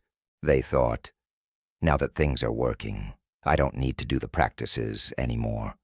But the practices aren't just for getting the momentum started, they're for maintaining it. The moment you stop doing the frequency work, your field begins degrading back toward your old baseline. Daily maintenance isn't optional. It's the foundation of sustained magnetic power. The second essential practice is what I call frequency recovery protocols. You will get knocked out of your elevated state sometimes. That's inevitable. What matters is how quickly you can return to alignment. Develop specific practices you can use when you notice your frequency dropping. It might be a breathing technique that calms your nervous system in 2 minutes. It might be a physical movement practice that shifts your energy. It might be a phrase you repeat to remind yourself of truth. It might be a person you call who helps you equilibrate. Have these protocols ready so that when challenges arise, you have immediate tools to return to your center. I worked with a woman named Angela who created a frequency emergency kit for herself. When she felt her state dropping, she would physically move her body, do 3 minutes of heart-focused breathing, speak affirmations out loud while looking in a mirror, and listen to a specific piece of music that always elevated her. This 5-minute protocol could shift her from fear to trust, from doubt to certainty, from contraction to expansion. She used it daily at first, then weekly as her baseline frequency strengthened. Eventually, she rarely needed it because her elevated state had become her new default. But having the protocol available gave her confidence that she could always return to alignment. The third practice is maintaining a long-term perspective. When you're in the middle of a challenge, your mind wants to catastrophize and assume the worst. It wants to declare that everything is falling apart, that you've failed, that it's all over. But this is just your nervous system's fear response, not reality. When you can zoom out and see your journey from a broader perspective, you realize that every apparent setback has been followed by a breakthrough. Every challenge has strengthened you. Every period of struggle has preceded expansion. I knew a man named Christopher who kept a success journal. Every time something good happened, every synchronicity, every manifestation, every moment when he recognized his magnetic power working, he wrote it down. When he faced challenges and his mind started spiraling into doubt, he would read through his journal. He would remember all the times the universe had already supported him, all the times things had worked out, all the evidence that the magnetic principles were real and operational in his life. This practice of remembering past wins helped him trust that his current challenge was temporary and would also resolve in his favor. The truth is, maintaining momentum isn't about never falling down. It's about getting up faster each time. It's about shortening the time between losing your center and returning to it. It's about building such a strong relationship with your elevated frequency that returning to it becomes automatic. Every time you face a challenge and choose to maintain your frequency anyway, you're strengthening your magnetic field. Every time you experience doubt and choose trust anyway, you're solidifying your new baseline. Every time you're tempted to give up and choose to continue anyway, you're proving to yourself and the universe that your transformation is permanent. Tonight, as you prepare for sleep, acknowledge that challenges will come. They're not signs of failure. They're invitations to deepen your mastery. They're opportunities to prove that your magnetic power is real, sustainable, and unshakable. Know that maintaining momentum isn't about perfect consistency. It's about persistent return to alignment. It's not about never falling. It's about always getting back up. It's not about avoiding challenges. It's about maintaining your frequency in the presence of them. This is the work. This is how momentum becomes unstoppable. This is how your magnetic power becomes a permanent feature of who you are, rather than a temporary state you visit. Sleep well, knowing that every challenge is making you stronger, every test is proving your power, and every moment you choose to maintain your frequency is building an unshakable foundation for sustained success. Chapter 10. Living Magnetically. The New Normal. There comes a moment in this journey when everything shifts, so not a dramatic, obvious shift, but a subtle recognition that you're no longer the person you were when you began this book. You're not trying to be magnetic anymore. You simply are. The practices that once required conscious effort have become automatic. The frequency you once had to work to access is now your default state. The trust you once had to force is now genuine and unshakable. You've crossed a threshold where magnetic attraction is no longer something you do, but something you are. This is what it means to live magnetically, and this is where your true power emerges. Living magnetically isn't about reaching a destination where everything is perfect and you never face challenges. It's about inhabiting a way of being where you meet every circumstance, every opportunity, every obstacle, from a place of centered power. You're no longer at the mercy of external conditions because you've discovered that your internal state determines your external experience. You're no longer chasing success because you've become the kind of person success naturally flows toward. You're no longer wondering if the magnetic principles work because you've integrated them so deeply that they're indistinguishable from who you are. Let me tell you about a woman named Victoria who spent 2 years systematically applying everything in this book. At first, it was work. She had to consciously remember to practice heart coherence. She had to deliberately shift her thoughts when they went negative.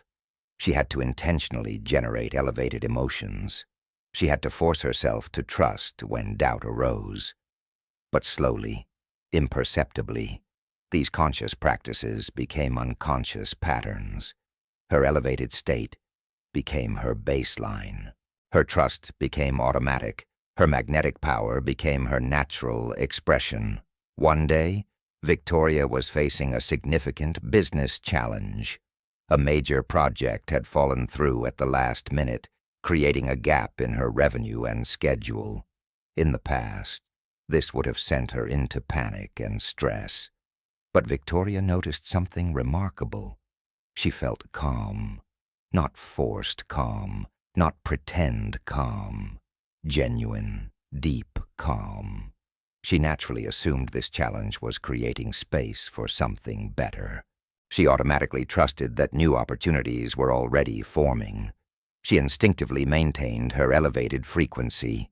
She had become someone who lives magnetically, and that way of being had become so natural that she didn't even recognize it as different until she reflected on how she would have responded 2 years earlier.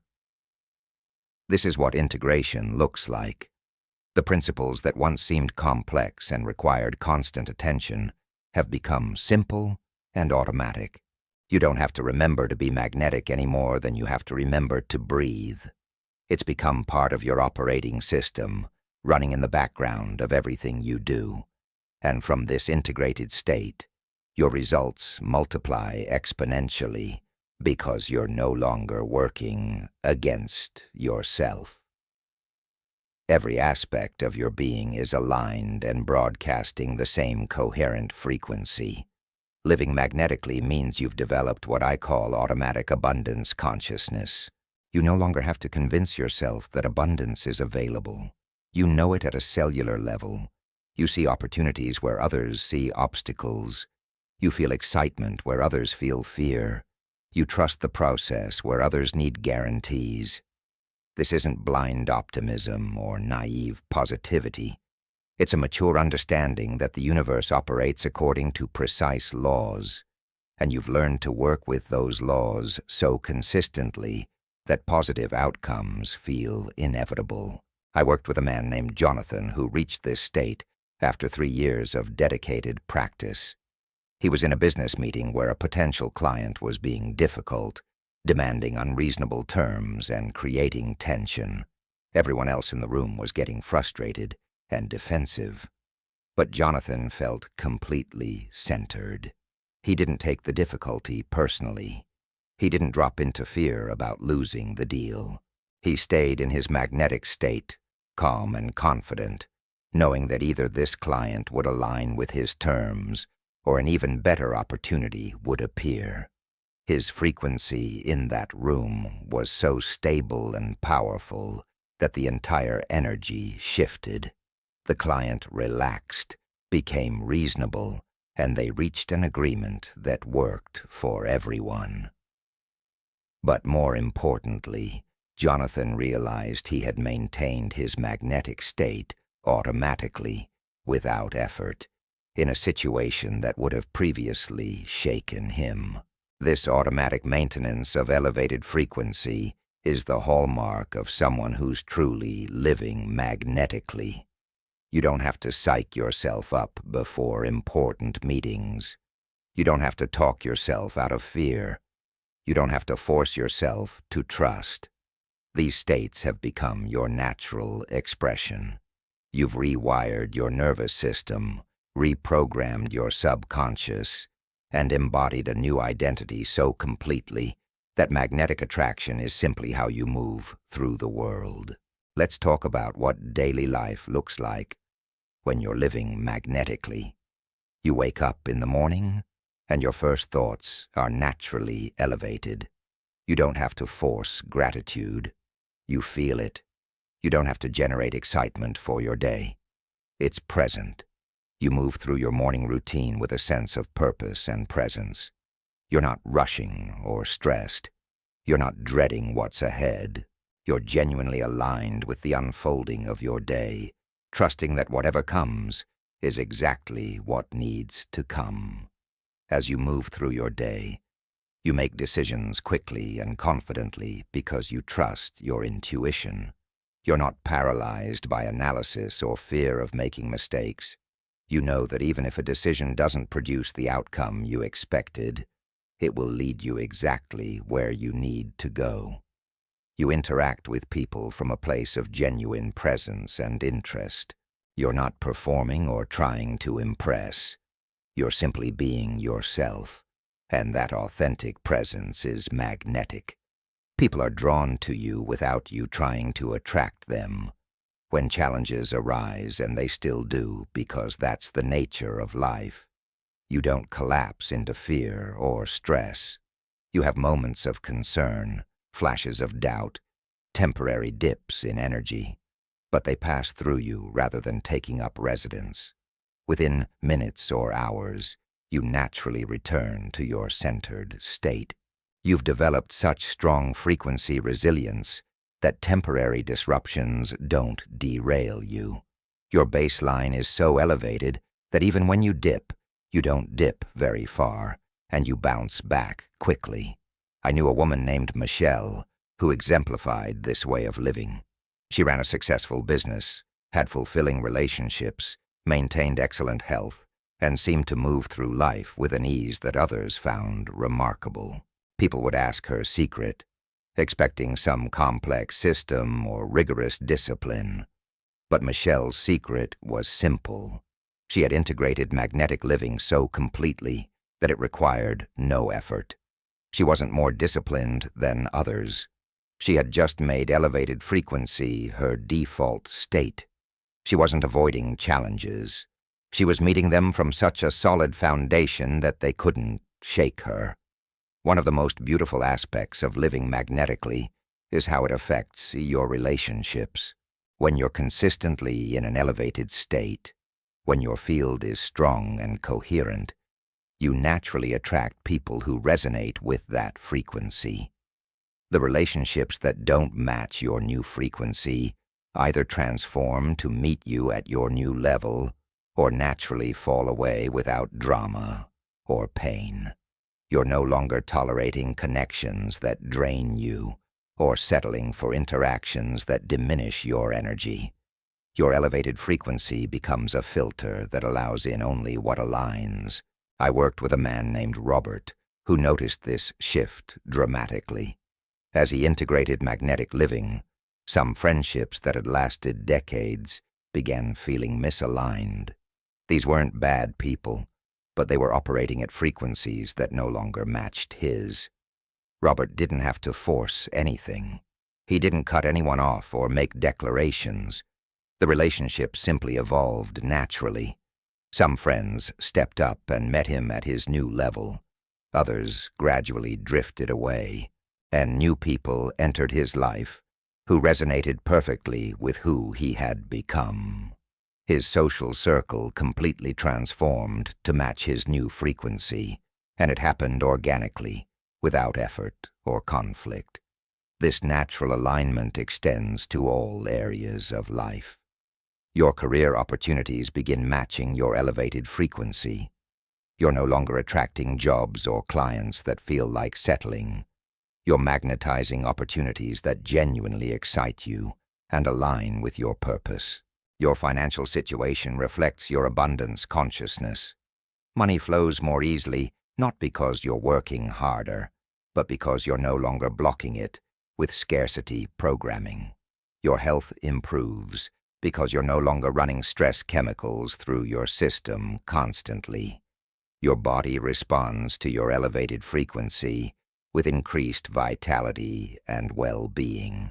Living magnetically also means you've developed a different relationship with time.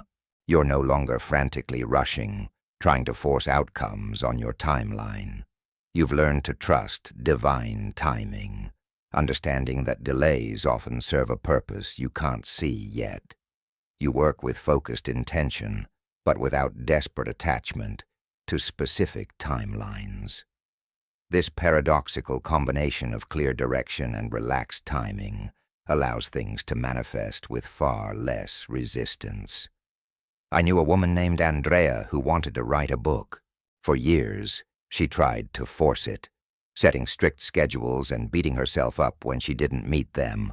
The book remained stuck because she was creating it from a frequency of pressure and force. When Andrea learned to live magnetically, she maintained the intention to write the book, but released the frantic timeline. She trusted that it would come together when it was meant to. Within 3 months of releasing the force and trusting the flow, the book poured out of her in 6 weeks. The timing had been perfect all along. She just had to stop fighting it. This trust in timing is one of the most liberating aspects of magnetic living. You stop second-guessing whether you're behind or ahead. You recognize that you're exactly where you need to be, learning exactly what you need to learn, experiencing exactly what serves your highest evolution. This doesn't mean you become passive or stop setting goals. It means you hold your intentions while trusting the process of their unfolding. You take inspired action rather than forced action. You move forward with purpose but without desperation. Now let's talk about the ripple effects of living magnetically. When you embody this way of being, you don't just transform your own life. You become a catalyst for transformation in others. Your frequency affects everyone around you. People feel something different in your presence, even if they can't articulate what it is. Some will be inspired to explore their own magnetic power. Others will simply feel better after being around you. You become a living demonstration of what's possible when someone aligns with these principles. I worked with a man named Stephen who never intended to be a teacher, but as he integrated magnetic living, people naturally sought him out. They wanted to understand how he stayed so calm under pressure, how he attracted opportunities so consistently, how he maintained such genuine optimism. Stephen wasn't preaching or trying to convert anyone. He was simply living as an example, and that example was more powerful than any words could be. His way of being gave others permission to believe that a different way of living was possible.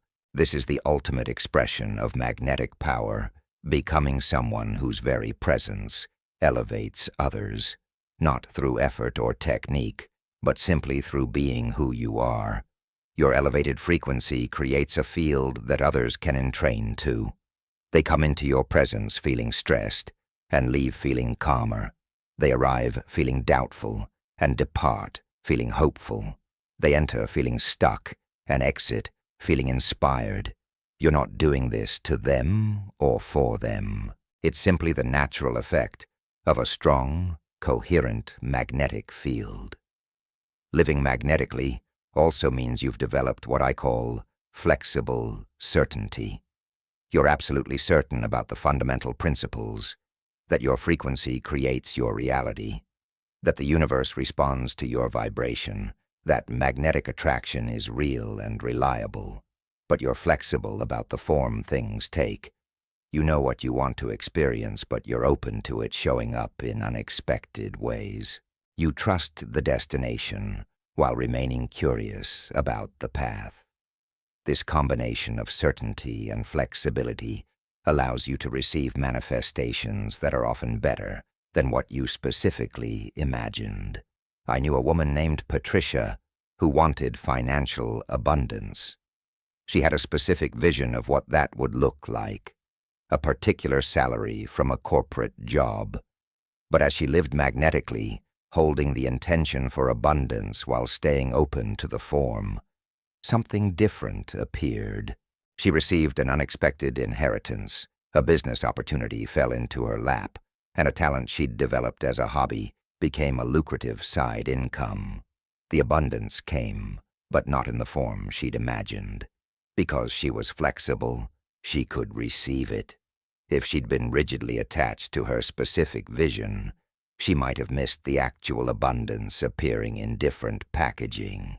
As we close this final chapter, I want you to understand that living magnetically isn't a destination you reach and then coast forever. It's a way of being that you continue to deepen and refine. There will always be new levels of mastery to explore, new challenges that invite you to expand your capacity, new opportunities to strengthen your magnetic field. But the fundamental shift has occurred. You're no longer trying to become someone who's magnetically powerful. You are someone who's magnetically powerful. The practices have become integrated. The principles have become embodied. The way of being has become natural. You've discovered something that will serve you for the rest of your life. You've learned that you're not a victim of circumstance, but a creator of experience. You've proven that your internal state determines your external reality. You've experienced the power of alignment, coherence, and elevated frequency. You've witnessed synchronicities, felt the universe responding to your vibration, and seen manifestations appear that once seemed impossible. You've transformed from someone who chases success to someone who magnetizes it naturally. And now, as you continue forward, you'll notice that life keeps getting better. Not because circumstances are always perfect, but because you've become someone who can maintain your power regardless of circumstances. You'll face challenges, but they won't diminish you. You'll experience setbacks, but they won't break you. You'll encounter obstacles, but you'll see them as opportunities. Because you're living magnetically now. This is who you are. This is how you operate. This is your new normal. The universe has been waiting for you to claim this power. It's been conspiring in your favor all along, sending signals, creating synchronicities, arranging opportunities. But it could only deliver to you what matched your frequency. Now that you've elevated your frequency and made it your stable baseline, now that you've become someone who lives magnetically, the universe can finally deliver everything it's been holding for you. And trust me, what's coming is beyond what you've even imagined. Because when you live magnetically, when you embody these principles so completely that they become second nature, the universe responds with manifestations that exceed your conscious mind's capacity to conceive. You are magnetic, not because you do magnetic things, but because you are a magnetic being. This is your nature. This is your design. This is your birthright. You've simply remembered it, reclaimed it, and integrated it. And now, as you move forward in your life, you'll continue to discover new dimensions of this power. You'll continue to attract opportunities, resources, and connections that support your highest vision. You'll continue to experience synchronicities that confirm you're on the right path. You'll continue to witness the universe conspiring in your favor. Tonight, as you rest, allow these truths to settle into the deepest parts of your being. You are living magnetically now. This is not temporary. This is not a phase. This is who you've become. And tomorrow, you'll wake up as this person, not as someone trying to remember to be magnetic, but as someone who simply is. The work you've done throughout this book has rewired your brain, reprogrammed your subconscious, transformed your nervous system, and embodied a new identity. The transformation is complete.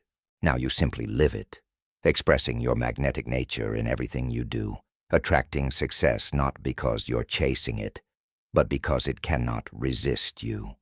This is your life now. This is your power. This is your truth. You are magnetically irresistible to success. The universe is working for you. Everything is conspiring in your favor. And the best part, this is just the beginning. As you continue living magnetically, as this way of being deepens and expands, you'll discover that there are no limits to what you can magnetize into your experience.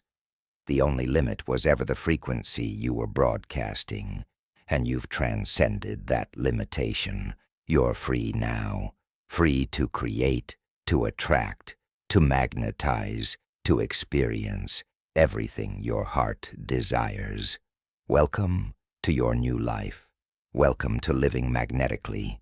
Welcome to unstoppable, irresistible, inevitable success. This is who you are. This is what you've become, and nothing will ever be the same.